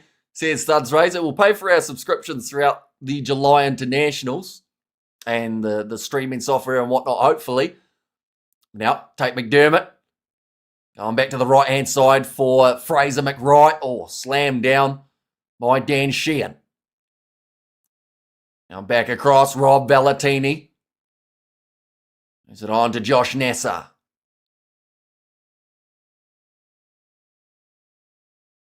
Five phases in, currently 12 points separating these two sides. I don't know whether we're going to see Ryan Lonergan actually return in this game. Now going away to the left-hand side. Max Jorgensen trying to cut through the defence of Prendergast does beat the tackle. Now McDermott again back across to Bell. Just got an air when things get interesting. Says Kano. Yeah, I think YouTube decide when to put those on, but they obviously aren't watching the rugby game as well. Going with the pass out. Wilson tried to shovel it on to Jorgensen, but it goes into touch. And Prendergast flattened. Says, I love you there. Looks like Super Rugby isn't as bad as they claim. Says Yimby. I've seen some big collisions out there on the field at the moment. Busy driving, can't look at the screen how much time is left. So currently we've got 3 minutes remaining in this first half. When you're playing cricket, golf, rugby, well, cricket season isn't on. Or now 1 minute remaining in the half, in fact. It's going very quickly. Golf probably next week. And then rugby, probably not. And Prendergast needs to go off for an HIA. He was stumbling after that collision. You're going to watch the Scotland versus Canada Rugby League game that's on tomorrow. I didn't even know it was on tomorrow. But now that I know, maybe, is it going to be on YouTube or somewhere, Richard? Scrums throughout 2026, we saw Ireland win 86% of theirs. I would mention who keeps missing their tackles, but I won't be cruel. Yeah, it's probably about 5 now, isn't it, that has been unsuccessful. Irish playing at 10 in rugby, says Mohadeen. And what's your golf handicap? So I did get a handicap back in about 2022, I think it was. But it's currently 23. But I've only had 2 rounds put in since 2022 because normally I play by myself. So I'm hoping to actually get an accurate handicap at some point. I think it will be slightly lower, but not by a massive amount. Gibson Park. It's that ball into the scrum. It looks like Ireland are willing to try and run this one before the end of the half. Prendergast moves it on to Hugo Keenan. Peach makes the tackle. Nice stepping from Jamie Osborne, though. Gibson Park. Away to the right. An interception here would be absolutely brutal for the Irish. Kluski makes it up to halfway. Gibson Park. On to Prendergast again. Jack Conan. Trying to split this gap by less than 12.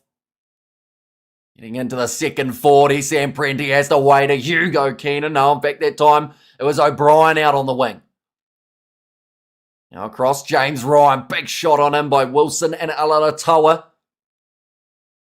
They're making good meters here, Ireland. They just need to get those passes right. Jack Conan, ball on the inside. Look close to forward to Gibson Park. They will check their last pass. But if it is backwards, it is the try. And the risk for the Irish has paid off at the end of the first half.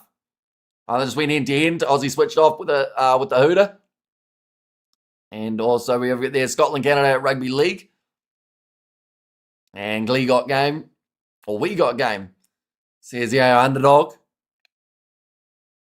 Michael Hooper on the commentary just saying that they need to check that last pass from Conan to Gibson Park. Missed the game earlier, couldn't wake up in time, says Sighted Canvas. And yeah, it is a tricky one because there's so many games of rugby that are all taking place back to back to back to back. Straight after this one, it's going to be Fiji versus Wales. Then from there, it's jumping into South Africa versus England. And then following that one, we've also got the game afterwards between Argentina and Scotland. And we have it there. Do you cook at home, my guy? Most of the time, but yeah, normally where I live on a regular basis doesn't have Uber Eats, so I just cook everything. But now that I'm somewhere that has Uber Eats for a bit, I'll be honest, it's very convenient, isn't it? You just call it up and then randomly food shows up at your door. Forward as it did look pretty close to forward. They didn't really check it much. Let's go the Wallabies, says KD.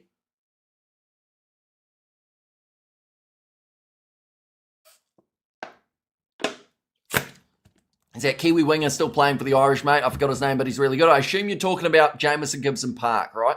Oh, sorry, not James Gibson Park, James Lowe. But he has recently left Leinster, so he is heading away to Japan for the next season. Commentator said it was, but I didn't see it. And the points add up, says Matt. Yeah, it makes this game heading into the second half that much closer. 24 points to 19. It is still anyone's game for the taking. You pay $10 a month. Uber One, though? No.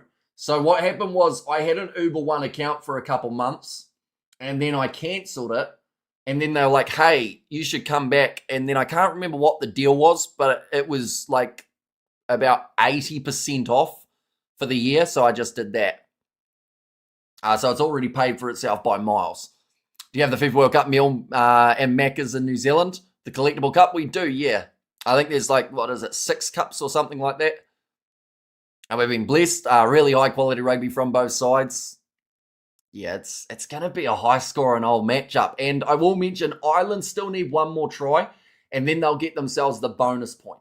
Australia already have the bonus points, so if they were to win this game, they would get 5. And if this was the end score, they would also be ahead of New Zealand in the standings. Do you think it was forward, Sir Hamish? Yes, I think it was. I think it definitely deserved at least another look at it just to check if it had travelled forward from Jack Conan.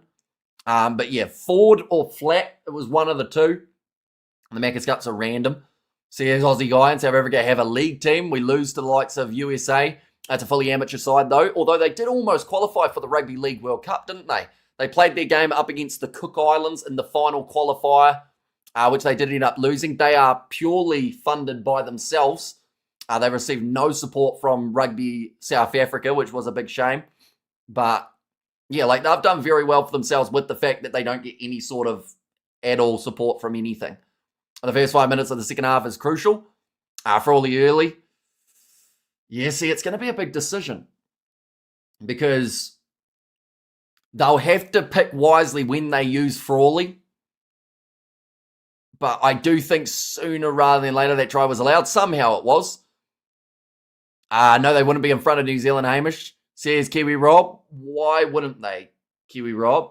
Because they received 5 points, and they would also have a points differential of 5 rather than 2. So that would put them to number 1.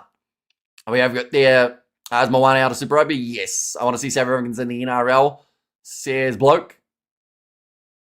And South Africa Rhinos, the Timo box.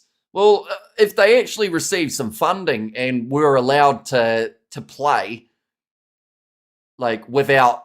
Because that's the thing. It used to be in South Africa how if you played rugby league, you were banned for life from playing rugby union. So there was a long time where it was pretty much shunned away. This isn't the final score though, Hamish, says Kiwi Rob. Yeah, but I literally said during it, the statement that I made, Kiwi Rob, was if this was the end score, Australia would move to number 1 on the table and they would sit above New Zealand. To which you said, that's not true. But if this was the end score, it would be true. Canada versus Scotland Rugby League, the funniest thing ever, says Random. And Rugby League is non-existent in South Africa, says, it was Aussie guy. You stream on Kick as well, good money I heard. Plus you can show the game. I don't know if you actually can show it though, because I know that right when Kick came out, it was that big thing of you can do anything that's copyrighted and not get in trouble with it. But then they got rid of that very quickly. So you can probably get away with it on Kick for a bit longer before you get caught. But, you can still get into big legal trouble for showing footage illegally. Played Rhinos against New South Wales and Bala back in 2021. If you think about it, we have so much talent in South Africa. We could, in time, field a quality league and union side of their funded league too. Yeah, which is why I have no idea why they don't. Don't get me wrong, maybe a couple union players go over, but I don't think they're losing too many box. So, Yeah, it's kind of weird. I feel like by now they should have considered maybe trying to, get into that environment of the rugby league world. This game is going to be a good game like the ABs versus France. Approved, says Kings NZ. Wait, been approved as in like on Kick you're allowed to show anything? Because I know that people were trying to do it for the NFL and they got taken down. I know that some people have tried to do it for rugby league before, got taken down. So yeah, it just depends on when you get caught, pretty much, unfortunately. Because if you like message Sky and said, "Hey, can I show the game like on Kick?" They said no straight away. And no one cares about rugby league, but there is a Rugby League World Cup coming up, and we are going to be covering it on the channel. Warrior Irishman here. Australia better team first half. Lots of holes in the Irish defence. Missing Doris big time. It's still in this game though. And now you can't on any platform unless you have licensing, says LB. We have got there, is Pollard ever going to play again? Yes. He'll probably play next week, I would say. And Fiji will win tonight too. Yeah, they got their big game up against the Welsh. It'll be an intriguing old game. That's kicking off in about 2 hours' time, ladies and gents. We are covering that one on the channel as well. We're actually going to get about an hour's break in between the games by the looks of it. I remember when we are the Boiling Cavaliers. It's like the local team in South Africa. It's like a local tournament, the Vodacom Challenge. And the Rugby League World Cup is very small. The views around it is not that good. Says Big Kiwi. Last Rugby League World Cup that we did on the channel was relatively successful. So, yeah, we're not going to be looking purely at views as to why we do it, though. I'm just very intrigued to see who wins in that competition. So, with the timings, I think it's going to work out not too nicely. A good trick is to mute the TV broadcast and turn up the stream. Says Aussie Kiwi. And no idea why Rugby League never caught on in South Africa. It's because players were banned for playing it. So, it's nothing to do with the fact that the players wouldn't like to play it. It's just because you got a lifetime union ban if you played rugby league. So they pretty much made it something that no one was wanting to play because you pretty much lost your livelihood by taking the risk of going to league. We have got there, don't worry, once the NRL finishes off, rugby in New Zealand and the islands will buy up the South African talent, says Fleishan. I think Ireland are looking very predictable. No momentum on the ball and wingers hanging too far out to be a viable option, says Francis. And if South Africa youth given scholarship to New Zealand, Australia and UK schools and uni. And go the Wallabies, says Gus Town. And excuses. Is that excuses for the rugby league or excuses for how they said that Ireland looked predictable? We are so going to beat Italy there. The man was worldwide up to 1995. Says Randenborg there. And yeah, for some reason, it just kind of continued for the South Africans. No one was willing to take that leap and try out the league side of things. Untapped potential in South Africa? Absolutely. I think they'd be top 4 in the world in rugby league if they actually funded it. The Irish, are they in the Rugby League World Cup coming up? I think they are, right? 1 second. Rugby League World Cup. I think the Irish made the cut, right? What do we got? We've only got 102 days till it's going to be taking place.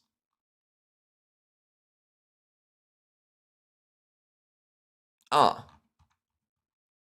Ireland are not there. They were at the last Rugby League World Cup, but then they cut down the amount of teams. After their way happened to Italy, they just didn't play well. The most recent Rugby League World Cup out in England reached a combined global audience of over 30 million viewers across linear television and digital platforms. The tournament, says the Big Kiwi. And a club victory is held in the highest esteem in rugby league rather than international, says Aussie Guy.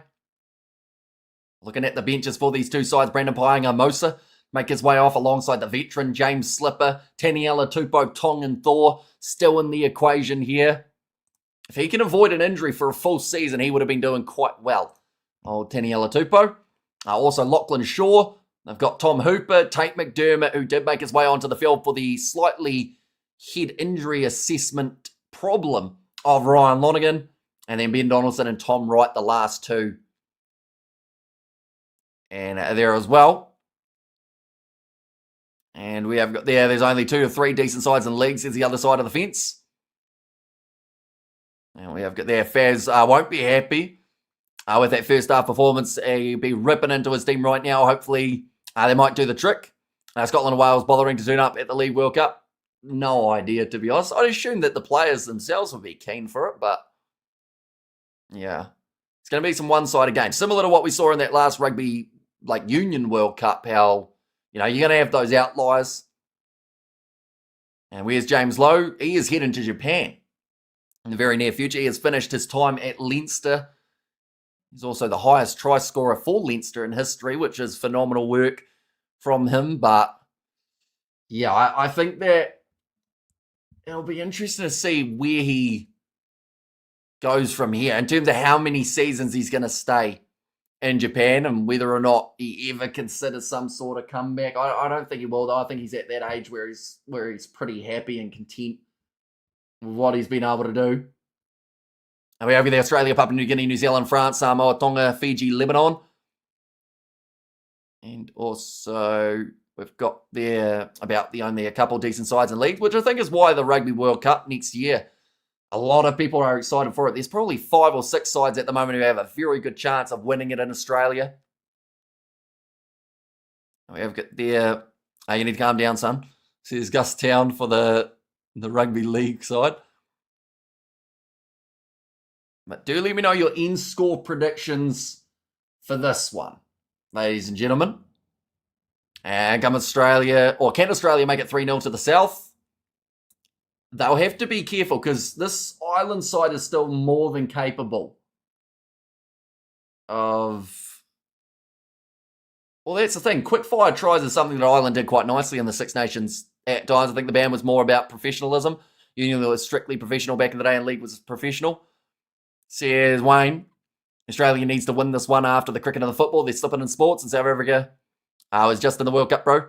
Says better. And if Rugby League, same exhibition game, or some exhibition games from top teams in South Africa, maybe it will catch on. Because, there'd definitely be enough physicality to be able to get something going.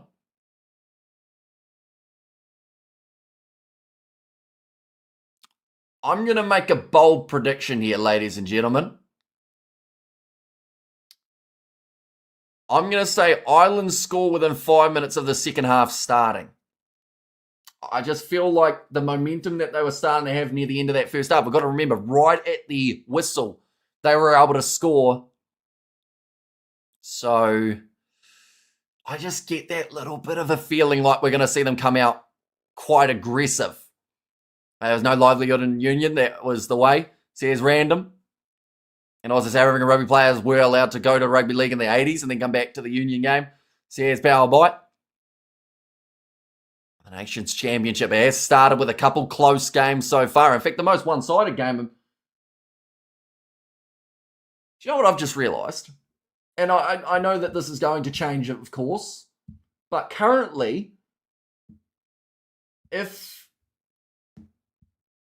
One second, we'll go like this. Oh, no, never mind. Okay, it's all right. I was about to say, Japan, because they won by 17 points, if they received a bonus point from their game, they would actually more than likely sit top of the table for the Nations Championship at the end of this round. But not quite. They'll probably be sitting 3rd or 4th, somewhere around there. Japan Rugby doing it in spades for Southern Hemisphere Rugby go the South. Now that's bold, says Liza. Yeah. It's definitely a call, but I think someone's going to score in the first 5 minutes. Maybe I should have just said that rather than just the Irish. Georgia should play Rugby League and Super League in England. I believe in Australia, says Elise. Both sides are now back out there on the field, ready for the second 40 minutes. The first half absolutely flew by. I feel like the second half's going to be a bit the same. Japan beat Italy. They did by 17 points too. Winning by the comfortable margin. Ikatawi's had a solid game from 12. Jock Campbell the same at the back for the Aussies in the 15 jersey. Jorgensen. These guys who are playing their part for Ireland, they just need to get the fundamentals right here. Why won't the Japanese be on top? I didn't understand, because they didn't get a bonus point. So for them to have won their game and scored 4 tries, that would have given them the bonus point, but they only scored 3 times, which means that New Zealand have 5 points, Japan have 4 on the standings, which puts them in second. And maybe third, depending on who wins this game. But Carter Gordon kicking this one off to get us back underway. That's gone very close to the spider cam wire. And it's well taken by O'Brien inside of the Irish 22. Tom O'Toole. We didn't actually see a huge amount of scrums in that first half, or at least it didn't feel like we did anyway. And 24-19 says Vaslin and our club rugby or club teams would destroy. Oh, that's a nice charge down from the Australians. Prendergast has to kick it way downfield and tell you, well, that is a boot and a half. Almost was a 50-22 or a 22-22 for Prendergast. And go Fiji over Wales. And Japan thrashed a little bit. England in the Six Nations says other side of the fence. It just shows you the unpredictability of international rugby, doesn't it? The fact that you can go from one perfect game or a very strong game to then being beaten by someone else. Okay, McDermott is out there for the rest of the game now due to the Ryan Lonergan failure of HIA. Thrown in, taken at the back by Harry Wilson. Oh, that's a bit high. And I don't think he meant to do it, Joe McCarthy. He pulled out of it, but he almost pulled the head of Tate McDermott off. Let's go on back now for that penalty. And we have got there. This tournament is showing how weak the Six Nations really is. Says other side of the fence. While they are the best at rugby and so mid at football. Says Big Rig. The dangerous tackle goes against the Irish.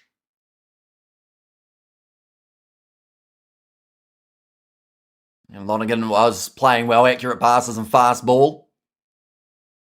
It's a bit of a shame that he has gone off as early as he has, because that also means he won't be able to play next week for the Australians up against the French. Top performers at the moment. Most carries out of any player is Rob Valentini with 12. Thrown into the front. McDermott. Moving away to the right-hand side. Some nice quick hands. Valentini. He moves up to 13 carries and breaking through. Josh Van den Fleer for a little while, although he may have hurt himself in the process of landing there. Valentini, Carter Gordon looking for the kick across field. Harry Wilson chasing after it. O'Brien is back, though. Does call the mark. High tackle, a very high tackle. Yeah, pulled his ear off almost. The difference is our rugby infrastructure, standard of coaching. Schoolboy level for rugby is high. For football, we literally have no infrastructure. Italians are rusty. They need a warm-up game. Get better in the upcoming game, says Lies. And normally what they do is, like their game up against New Zealand, they do play very well. And as South Africa Rugby Union reaches massive audiences, there's approximately 10.9 million unique viewers tuning in domestically for major events like the Rugby World Cup final, market research indicates. Nice run from McCluskey as he breaks through. He had Gibson Park with him, who just had to overrun him a little bit, but McCluskey still being like a freight train and bulldozing towards the 22, and then Prendergast just kicks it away. Jorgensen claims it in the 22, and a good clearing kick from Australia, but why did they kick it? They just started getting the momentum going forward. McCluskey's just run through about 30 metres of players, and then they go, you know what we need? To give it back to the other team. But they have at least got the line out here, Ireland. But tactically, it's got to really hurt the brain of Andy Farrell. Side that's only had 3 line breaks in this game. They finally get one and then they go, nah.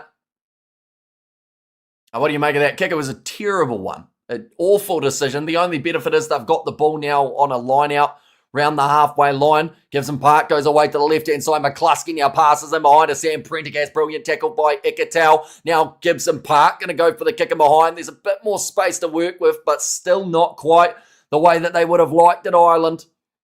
Trying to gain territory each and every time here. They've got the line out 40 metres out. Panicked and kicked. Also, step 1, kick the ball away. Step 2, and then step 3, profit. So here's Big Rig. Now, line out chance here for the Irish. Would an All Blacks collectible cups at Macca's be cool? It would be quite cool, although I think it's more because you've got them over in Australia for those Football World Cup ones too, right? So I think it just is for a bigger market. It's a penalty, though, awarded to the Irish. Goes against Josh Canham. Keep giving the ball away with pointless kicking, says Liza. I think All Blacks will get better after today. Yeah, I'd say Dave Rennie probably learnt a few things from his side.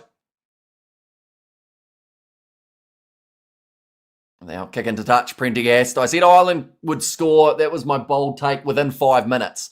But it seems like if they score now, it will be about 6 minutes into the half. So I'd be very wrong, unfortunately. But a big chance to get the line out going here. About 7 metres from the try line for the Irish. Tom O'Toole communicating with Dan Sheehan. Come on, Aussie, says other side of the fence. Throwing it in nicely, taking it to the front. That's just going to be a clear advantage.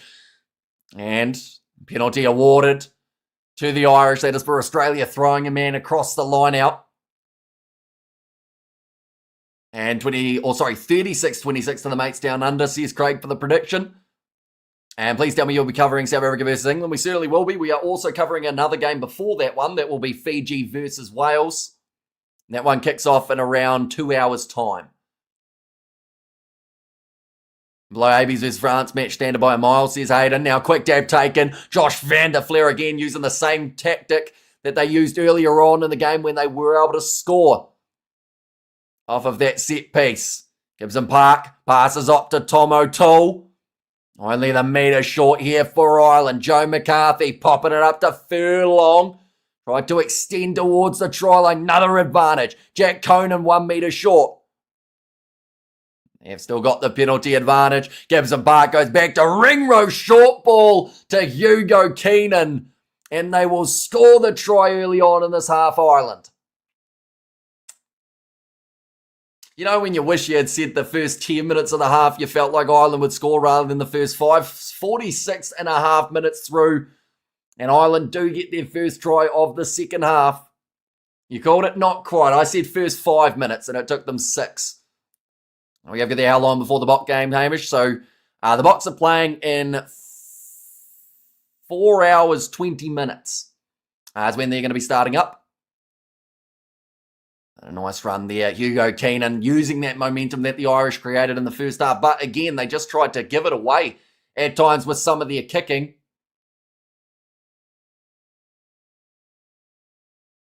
Well, that one has gone over. And it's going to make the score now 26-24.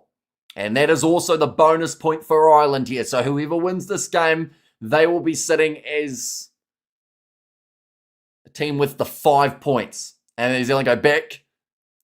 So New Zealand go back top. So suck that, Hamish. I'm not sucking anything of yours, Kiwi Rob. We can get that straight. But the Irish, as you said earlier on, Kiwi Rob, this game's not over. Which means there's still a chance that someone goes to number 1, isn't it? But now, Ireland, having to defend here. Tate McDermott goes off to Harry Wilson. McDermott again going through, or at least trying to get through. Who was that winger for the Brumbies who had a similar haircut to what we're seeing here for Tate McDermott? Was it O'Donnell? Was that his name? And Gerbro from Hawke's Bay. And I was like, come on, Aussie, show some heart and some fight, says Power Bite. Oh, bit high there from Tyg Furlong, so the penalty goes the way of the Australians again. That ref that is refereeing now, so that is Ben O'Keefe who's in charge of this one. What's your go-to Macca's order? I actually don't have a go-to. What happens is I show up and then I decide on the day.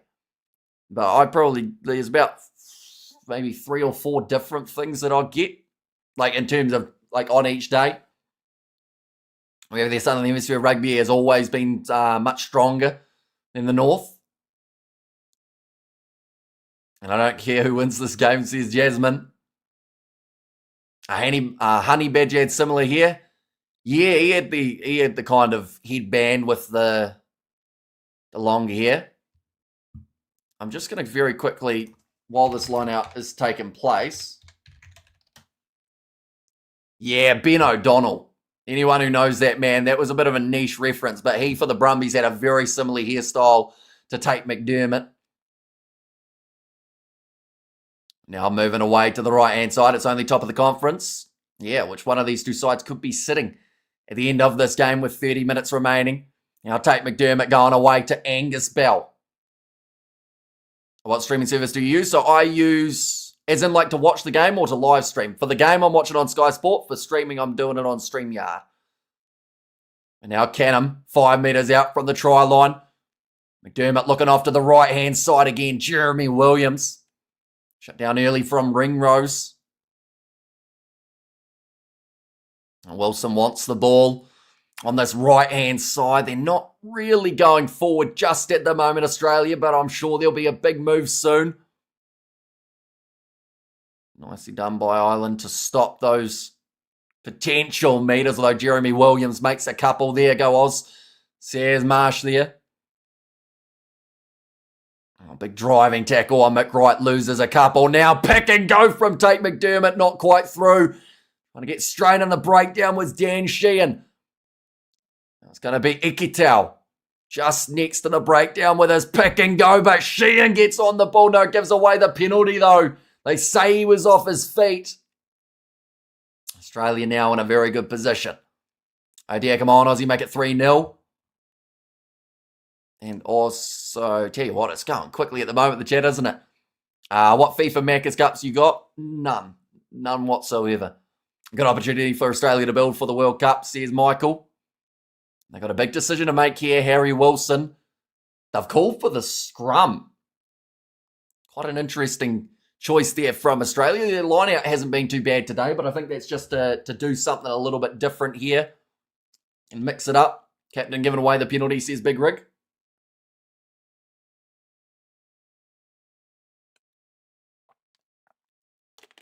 Didn't look happy about it either there, Dan Sheehan. Come on, Aussie, the Irish just called you a bunch of bogans.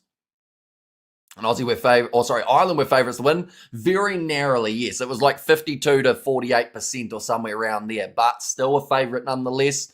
Oh, this is interesting. Josh van der Flair is going to be taken off the field. And Tyg Furlong making his way off too. So they're making quite a few changes. Luckman, Byrne, Timoney, Clarkson. And that's all for now. Yeah, 4 changes, the reinforcements coming on the field for Ireland. We have you there, Super Rugby Pacific and international levels.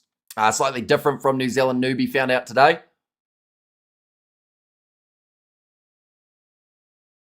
Yeah, just bringing on those reinforcements to try and change this game. There's still plenty of time to be able to do it. The thing is, though, they are also leading. So they don't really need to change too much other than stopping Australia from scoring here. And the next try is huge, and Amish France should have won their game. New Zealand have so much work to do, and France at full strength are a better team than New Zealand for sure. And the French team is only just peaking. And the Bok ladies are playing the USA. That is true. I completely forgot about that game. There's a lot of overlaps throughout this weekend, would make it quite difficult to follow everything. Yeah, they start in 7 minutes' time. USA slight favourites for that game. Looks like James Slipper is very close to making his way onto the field for the Australians as well. McDermott. Oh, no, free kick. Goes away and a quick tap taken by McDermott, who throws himself at the pack of forwards. And he's got it down, McDermott. He is fully committed to that. And somehow popped up with the try. We have you there, DuPont is better than Cam Roygaard for sure, says Demon the 11th.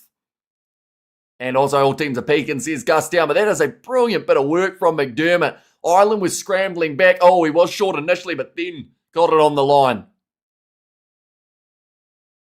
But yeah, to be able to ground this one with so many players around him, McDermott, in terms of those forwards, again, he just fully committed. And anything less than 100% commitment in there, he wouldn't have got it down. Gus Down says Damon. And bro, was Ikitau playing? Wasn't he injured all Super Rugby season? He was actually playing, I think, for the Exeter Chiefs. He was playing overseas on a sabbatical, I believe. Carter Gordon, though, adding the additional 2. And it's now going to make the score between these two sides back to 31 points to 26. In favour of Australia. Solid how he knew it wasn't Super Rugby. A quick tap of the mark. And McDermott, our very own little Mad Max character.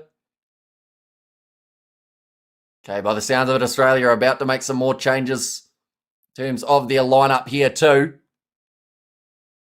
As the Aussie media don't do that Pollock with McDermott, says Derek, because of the headband, is it? Or just because of... It would have to be the headband, right? I reckon Dupont, or I don't reckon Dupont is better than Roygaard. He outplayed Dupont in his debut game, says the other side of the fence.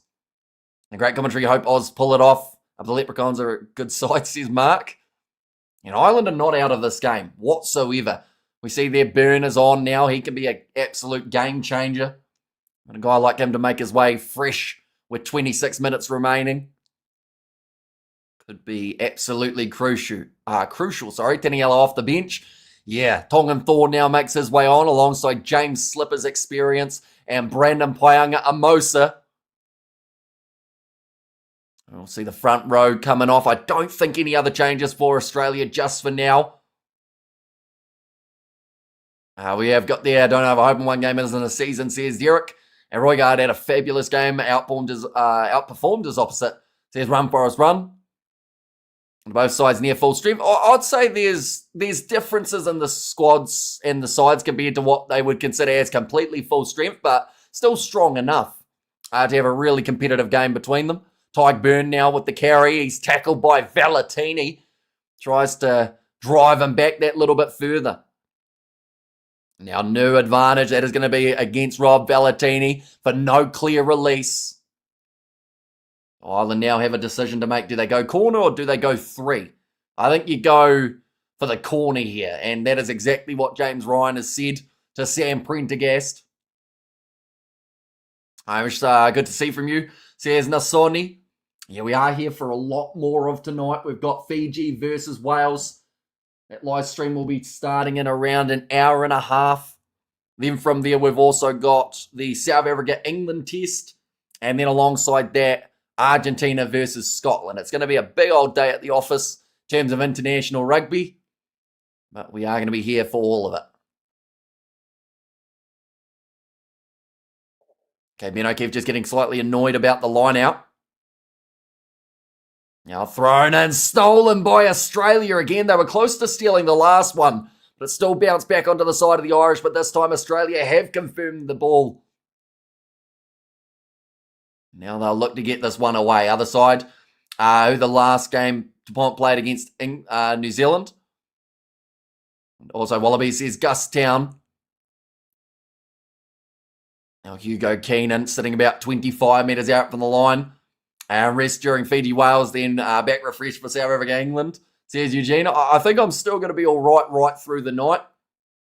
But yeah, I don't want to miss Fiji-Wales. That one could be very close between those two sides. Plus, it still gives us enough of a build-up before the South Africa versus England match. Now we have there, what time you're ordering that pizza might pass by. Says, listen, I don't think I'm going to get a pizza anymore. I think I'll get breakfast at like 11 a.m. But I haven't decided what I'll get yet. McCluskey. Collision there again. Brendan Paianga Musa looking for the steal on the breakdown. But again, just leaving the feet there for the Australians. Their discipline costing them here. Allowing Ireland to just keep on building phases and getting closer to the try line. That ball's loose. I'll go back for the penalty. I stood in my pizza. How do you stand in a pizza? Did you forget it was on the ground or did you like drop it and then stand in it? How's the game looking? Says Sheldon. It is fast paced. Between these two sides, it is very difficult to judge who is going to be walking away with this victory. And that, of course, is part of the fun. We have got there, like I said, Dupont hasn't achieved any of the three hardest things to do in rugby. Hasn't received any. So what are the three hardest things to do in rugby? Because I assume like win a Rugby World Cup would be one, right? What are your other two?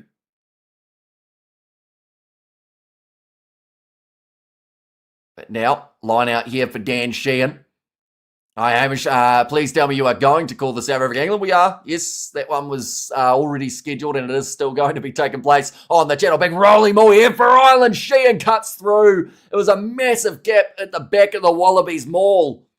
And Ireland bring us back to 31-31. their line out, even though it's been struggling at time, the Irish, when they get it right, it's effective. And there you go, tries, there's Derek there. And also Aussie showing promise after average Super Rugby performances. Solid hit out, says Hayden. Yeah, finishing that one off.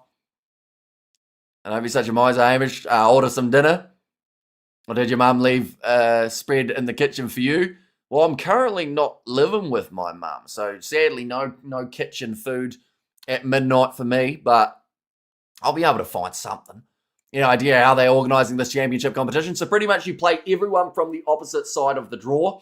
So for the likes of New Zealand, Australia, South Africa, Argentina, I might as well just say them all, Japan and Fiji, you play everyone from the Six Nations. What time's left on the clock? Still another 21 and a half minutes left. And Ireland, with that kick going over, now take the lead 33-31. We go get there. Didn't want to sound like Kiwi Rob, but the refs are having a shocker this weekend, says Stephen the 11th. Right, sounds like more subs are about to take place. Both sides have got themselves the bonus point. This game has been separated by the two for a majority of it. It just seems like neither side can fully get the job done. Hang on, they're going upstairs.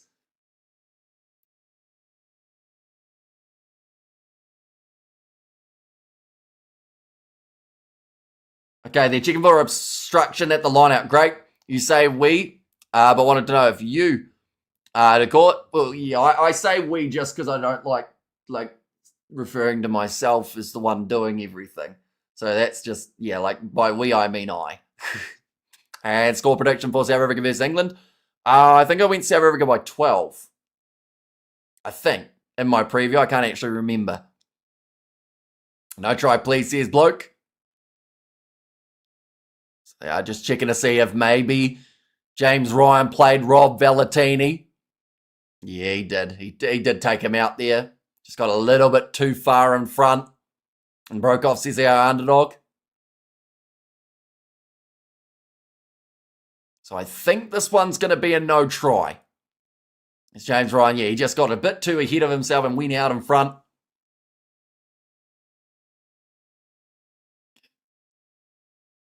Okay, Ben O'Keefe is actually talking this one through. I'm not sure why he has to do it rather than his TMO here.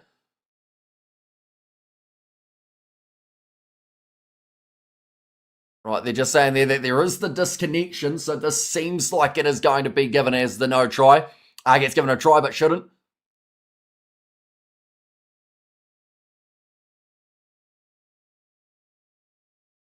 Right, fives in front, so disconnects. Okay, I don't know why that took them so long to agree there, the referees.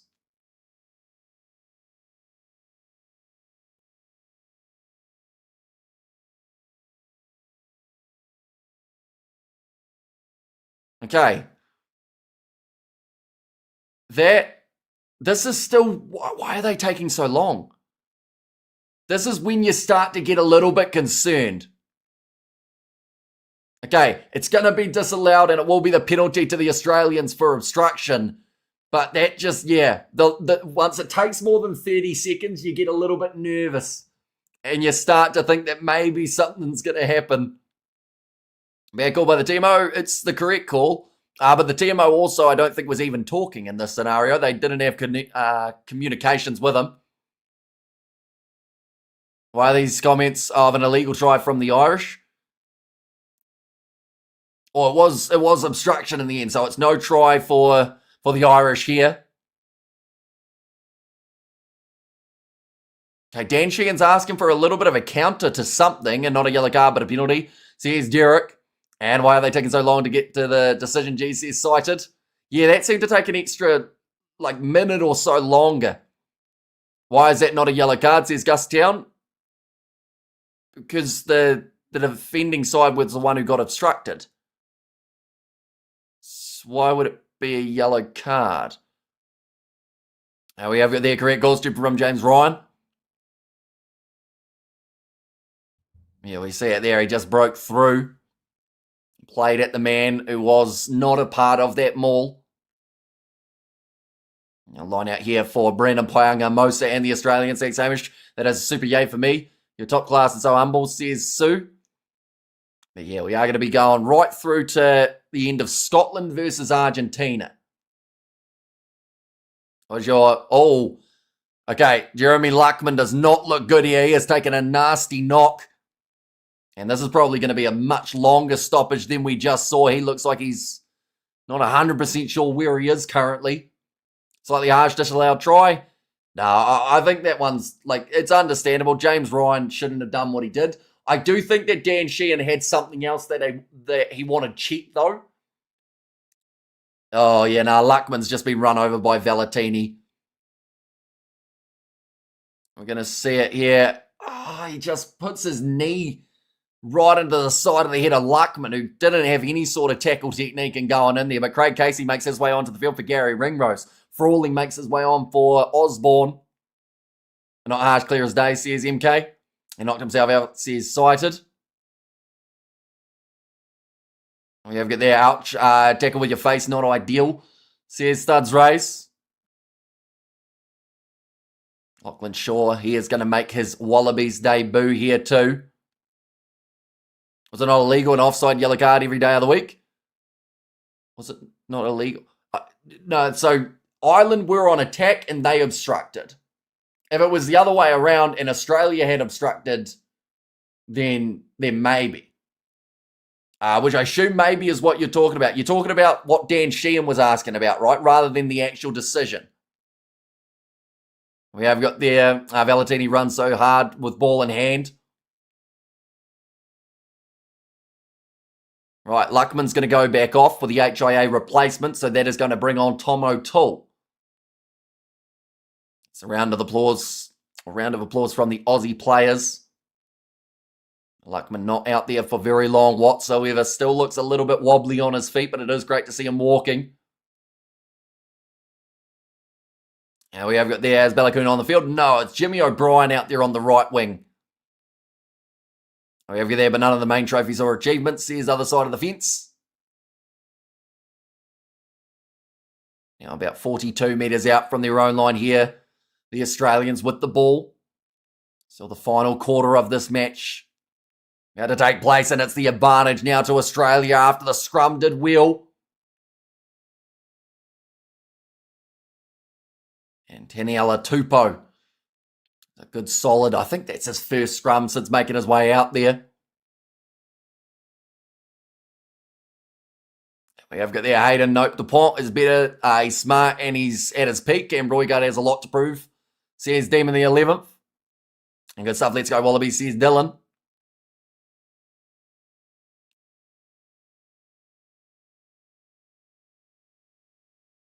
And Brandon Payanga Mosa, big celebrations from that man. This game is far from over though, 5 points separating them, not straight line out from Australia. Seems like it's straight enough though. Moving forward. Dermott gets straight back up to his feet after falling over at the back of the breakdown. Donaldson now skipped past just a little bit too high above Dylan Peach. It was a bit of a rocket pass from Max Jorgensen, who does apologise to Peach there. Australia is the best 90s rugby nation of all time. Aussies all excited about their scrum until they meet South Africa, says Derek. Yeah, they got to wait a little while. I think it's about, 90 days away before they do play up against the South Africans after the greatest rivalry tour. Ronan Killar, he makes his way on for Sheehan. Just proved it, says Aiden. And also go Ireland, says Vasteria. Take from James Ryan, breaking off the back now is Timoney.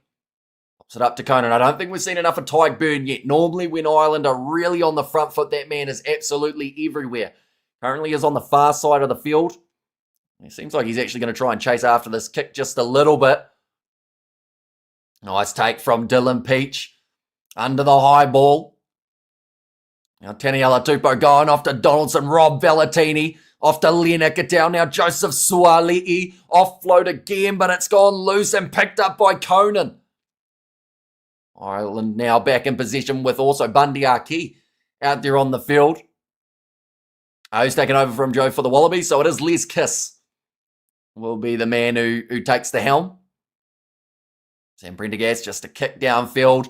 I mean, the possession straight back to the Australians with Jock Campbell looking to run it back, offload there, down the wing for Jorgensen. His foot just goes into touch from Hugo Keenan's tackle. Will now be Ireland who have got themselves the line out. You guys must stop feeding the 14 such bad ball. Max must be frustrated. Yeah, although he was also the one who fed Dylan Peach the bad ball there. So, yeah, they're not giving him a lot of space for either winger, really, to be able to get any sort of momentum down the wing. They try and bump off Hugo Keenan, but it was very nicely done by Keenan to hang on to the legs and force it over the sideline. Hugo Keenan is just awesome, says Studs Rays there. Tackles missed so far. 26 by the Irish with 84%. 14 missed by Australia with 88%. But an extra almost 50 tackles have been made by Ireland throughout this game. And not too early for Frawley, says David. I actually thought they would have brought Frawley on before. Oh, actually, no, I'll take that back. I think Frawley is on now. Or at least they said that he was. But I think it was actually Bundy Arki who came on. Now, Gibson Park, again, just trying to play a little bit of territory. Campbell forced back inside of his 22. Let's kick it into touch. Gibson Park decides to take it quickly. Prendergast now goes across. In fact, no, there is Frawley. They brought on Arki as well at the same time.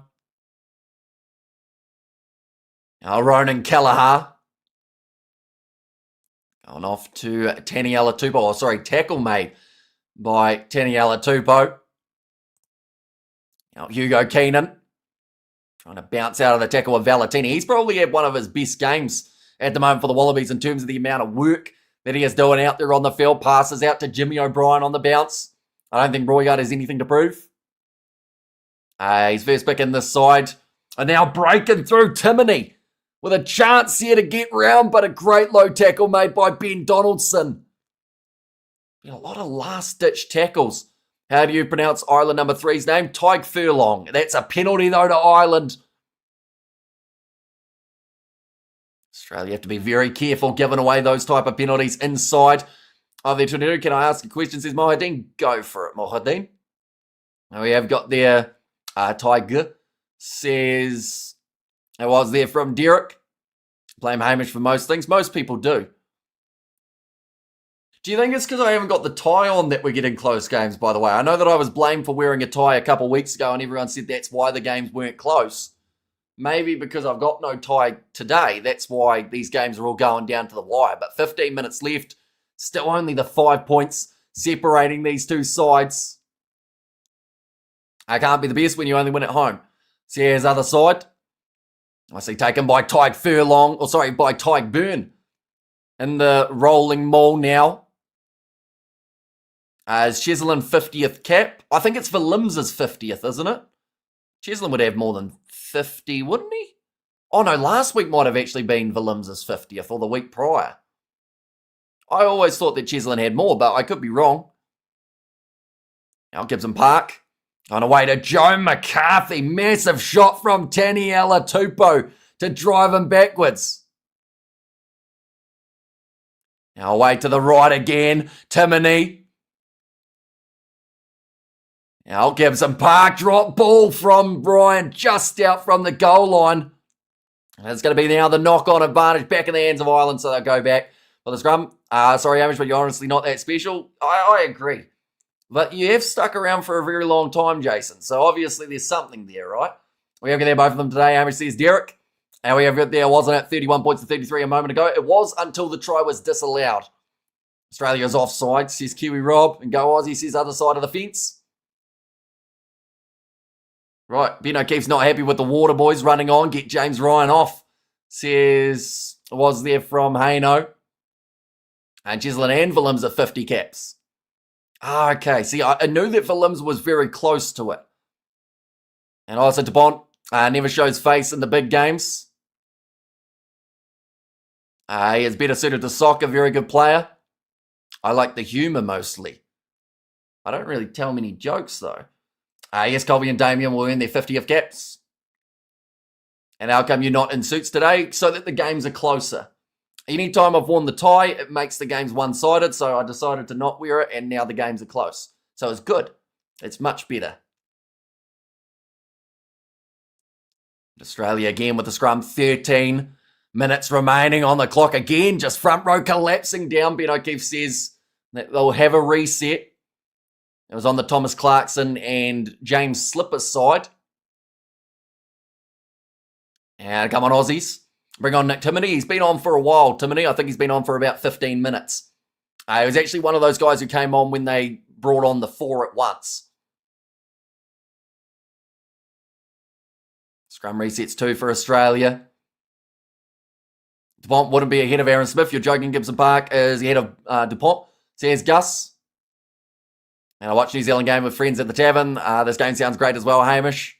And I'm fully entertained with this rugby today. Lots of tries and running rugby. Who's the ref? Ben O'Keefe for this one. But yeah, 2 very close games to start off the Nations Championship. Although, Japan versus Italy wasn't as close, sadly. But still pretty decent as a whole. Massive result for the Japanese. And another penalty goes the way of Australia at scrum time.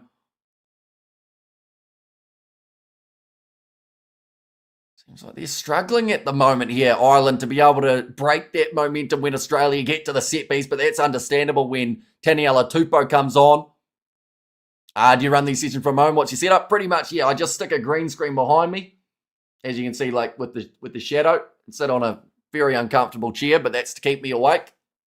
And then that's about it. Now we have got the Ireland at a warm-up game against the Bulls. Says Albert. And Ireland, you are frauds, says Hano. This place is too busy. Fiji have a good chance against Wales. Yeah, I'm excited for that game. That has potential of being one of the best games of the weekend. And that's hard to say because we've already seen a very close game between New Zealand and France. And we're seeing a close game here between these two sides as well. McDermott goes across to Lena Katau, moves it on to Joseph Akuso Suali'i Donaldson. The pass on the outside to Jorgensen. Australia's backline, I don't think, has been as effective as they would have liked it to be at times. I think that's down to the way that Ireland have been able to defend as well as shutting it down. Tom Hooper comes on for Rob Bellatini, who had, once again, one of his best games seen in quite some time internationally. And McDermott can't quite decide who he wanted to pass to there. Tom Hooper plays half, gives it off to the veteran James Slipper. A man should consider changing chairs. Yeah, although I tried a comfy chair once and I almost fell asleep in the stream. Because when you're doing that was close. When you're doing all-nighters, the last thing you want to be is comfortable. Because or else then you just, you get drowsy. A little bit of push and shove here too between these two sides. It's starting to get a little bit more towards the feeling part of this game. So do Japan represent the North or the South? Well, they kind of represent the South bracket of the draw. Because it's pretty much 6 nations versus everyone else in terms of the way that the draw's laid out. Give my Sammy a shout out, bro. Give you, as in your sandwich or you got someone family-wise called Sam, maybe?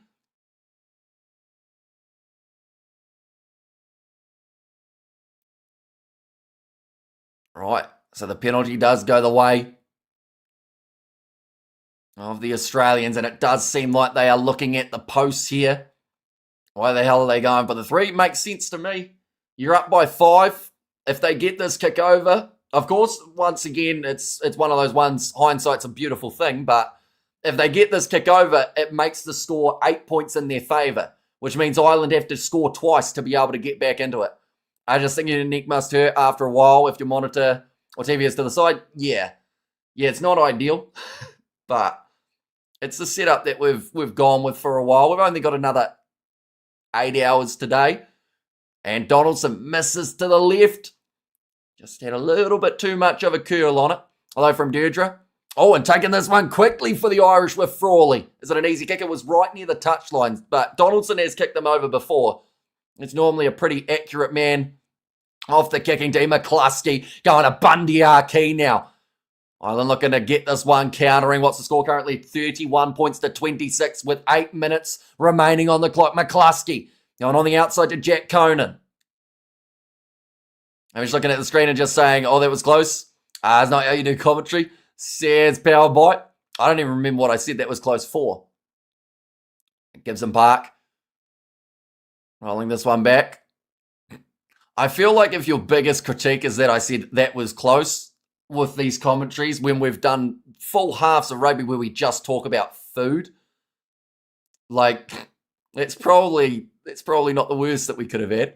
Now McDermott goes short side to Taniela Tupou. Can you please ban people with creepy profile pictures, please?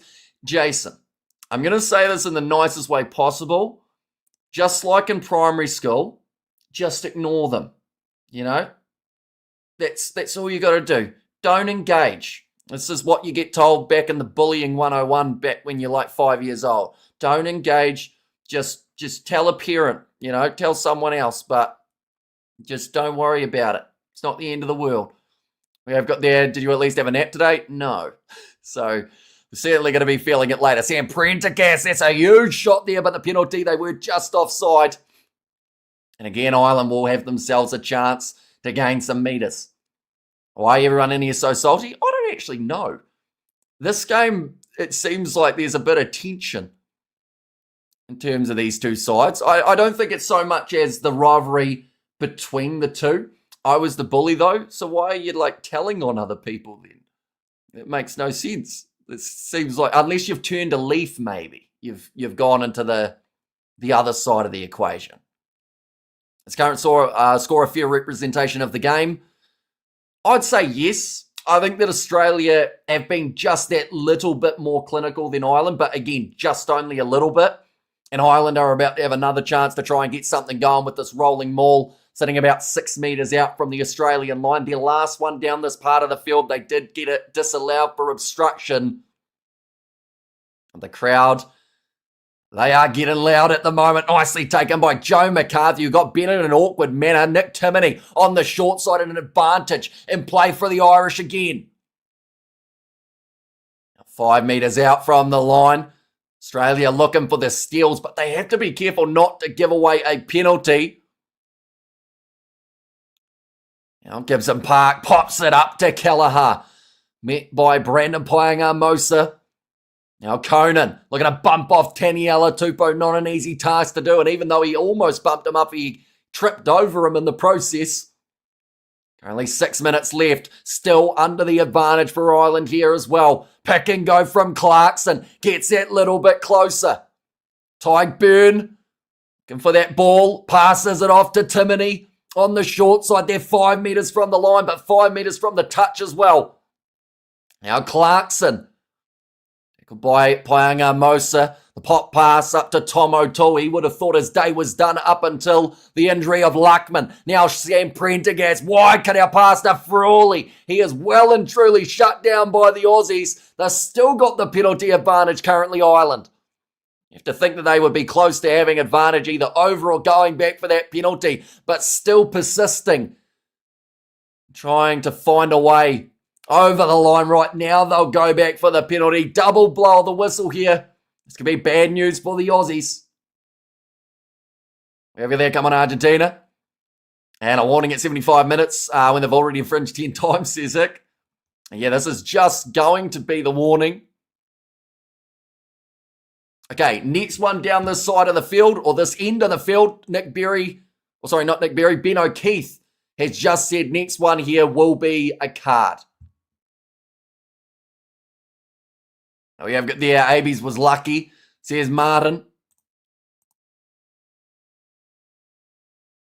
Okay, it sounds like they want to go for the line out again here. We have there, what is the new competition name, by the way? So the new competition's name, this one is the Nations Championship. And then on the other side, for the other 12 sides in the World Cup, it's called the Nations Cup. And this is why you don't go for 3 points, says Haino. So who are you going for in this game, Haino, out of curiosity? I know earlier on you were kind of hoping that the Irish would score, but then I feel like your mind changed and then you were more in favour of the Aussies, right? How many minutes left? Still another 4.5 minutes remaining on the clock. Ronan Kelleher to take this quick tap. They have already scored off one of these, but he will be dragged down by Tupou. Now short ball, very close to going over, and it's another penalty advantage. Australia will find themselves with a man in the bin in the very near future. But the question is, no, never mind. I was about to say the question is, will they score first? And the answer is no. Ben O'Keefe reaches to the pocket. And Australia will have to finish this game for the final 4 minutes with just the 14 men on the field. Maybe he's outclassed the French. The way they are heading, says Hayden. And Aussie all the way, says Mummy, and imagine not being second best in the world, says WPPP. Right, it's Lachlan Shaw. His international debut. He is the man who's been pinged. Ireland wanted to take the quick tap, but they weren't quite on the mark. 4 minutes left now. And a golden opportunity for the Irish to be able to score. Could we have a draw in this Nations Championship competition? Now only a couple meters out from the line. That is over. Is it down? Yes, it is. And the Irish have scored with moments remaining on the clock. There is still time, but it's Thomas Clarkson who has finished it off for the Irish to give them the lead now, potentially, if this kick goes over. Hang on, boys in green and well, says David. This is going to be a last-minute thriller as well. Just like France versus New Zealand. The French versus New Zealand game was 34-32. We could be looking at a 33-31 here between these sides. We're going to see the replay again.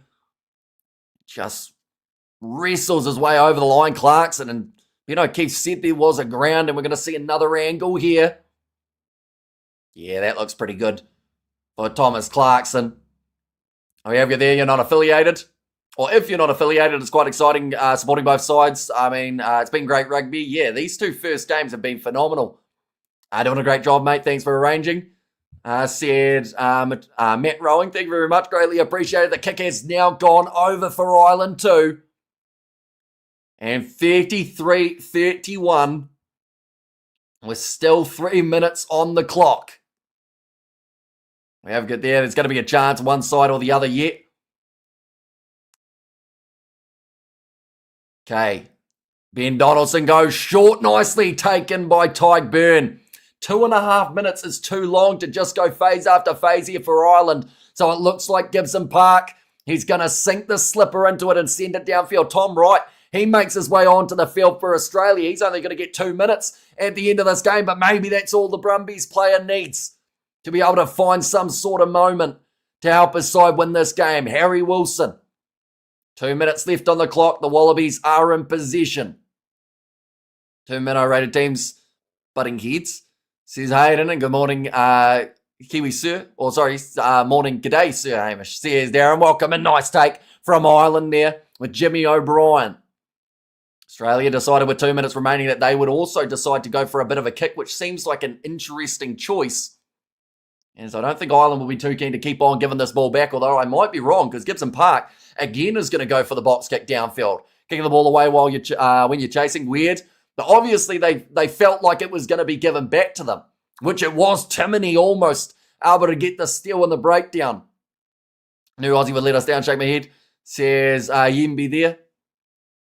Tate McDermott. Currently 70 seconds remaining on the clock. Joseph Akuso-Suaalii goes out to Max Jorgensen. They don't even need a try here, Australia. They just need a 3, but they'll want it to be relatively safe out in front if they are going to go for it. Brenda Payangamusa. And the ball up again. Had Taniela Tupou on his side. Didn't end up using him. Now going away to the right-hand side for Suaalii. Still within their own half currently. Harry Wilson. Tackle made again by Gibson Park. Be right up there in terms of man of the match candidates. Nice step from Dylan Peach, but Ryan lines him up. Go for the drop goal. They're a bit far out for that at the moment, but McDermott trying to get that a little bit closer. Tyke Byrne wrestles him down again. Only 30 seconds remaining on the clock. If they lose the ball now, Australia, they lose this match in Sydney. Payangamusa plays half. Iketel back to Donaldson. Cutting inwards there, at least inside of the Irish half now. Now a pick and go from McDermott on the short side. Wilson goes to Fraser McWright. Mandiaki told to get out of it. They've got the penalty advantage, Australia, but I don't think they'll guarantee it to go over. So instead, they're going to attack with a big Tongan Thor, Taniela Tupou. charging straight at the opposition. Now Tom Wright going in by Donaldson, offloading it up to Dylan Peach. He's under pressure. Australia don't want this advantage to end, and it has. So they'll go back now, and the decision has to be made. Do they go for the 3 from a very similar angle that Ben Donaldson just missed? Do they then go for the corner? What do you do in this scenario? Do you put all the pressure on Donaldson, who did slightly shank his last one away to the left-hand side? Okay, Sua'ali'i's just given him a little bit of a pep talk. What are they going to do? They're still deciding. Okay, they're going for goal. That seemed like Harry Wilson was just asking the question to his number 10. He was saying, are you sure? And Ben Donaldson said, yep, do it. So, we're about to find out. Has Ben Donaldson learnt from his last kick? Is this going to win them the game? Or are they going to be narrowly defeated by the Irish by the 2 points? Ben Donaldson. What can he pull off of the kicking tee? He is normally pretty accurate, but this is a different story. This is an international game with so much pressure. He's about 45 out on the angle. His last one, he curved right to left.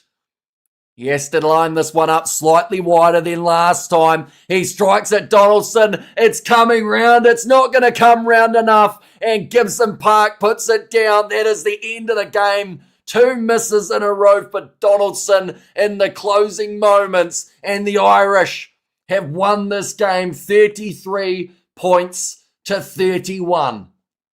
Another game of international rugby for today that has ended with 2 points separated between the two teams. Donaldson, you can see the emotion. He is let down with not being able to get that one over. Never blame the kicker, blame the guy who was offside on your try line. Says LB there. And also very great game, very entertaining. Yeah, once again, we've had a thrilling contest taking place in this competition. I mean, if these are the way that the Nations Championship games are going to be going, I think everyone's going to be pretty happy by the end of this comp. He backed himself and that takes guts. Yeah, he was confident, which I think is a massive, it's something that's not easy to do. But then you also have to be confident in that scenario. You can't go, oh, I'm not too sure. But then for all we know, they could have gone for the line out and then they could have maybe lost it, from there. So very hard to know what would have happened. But, for a kicker of the caliber of Donaldson, normally he'd slot those ones over. In this case, just wasn't quite able to get the job done. But nonetheless, ladies and gentlemen, I do thank you all very much for tuning in. And next live stream has taken place in 58 minutes' time. That is going to be the matchup between Fiji and Wales. So be sure to tune in for that. Straight after that one, we've got the game between South Africa and England. And then following that, we've got Argentina versus the Scottish. But thank you all for watching. If you did enjoy, be sure to leave a like and subscribe. And I will see you all for the next one.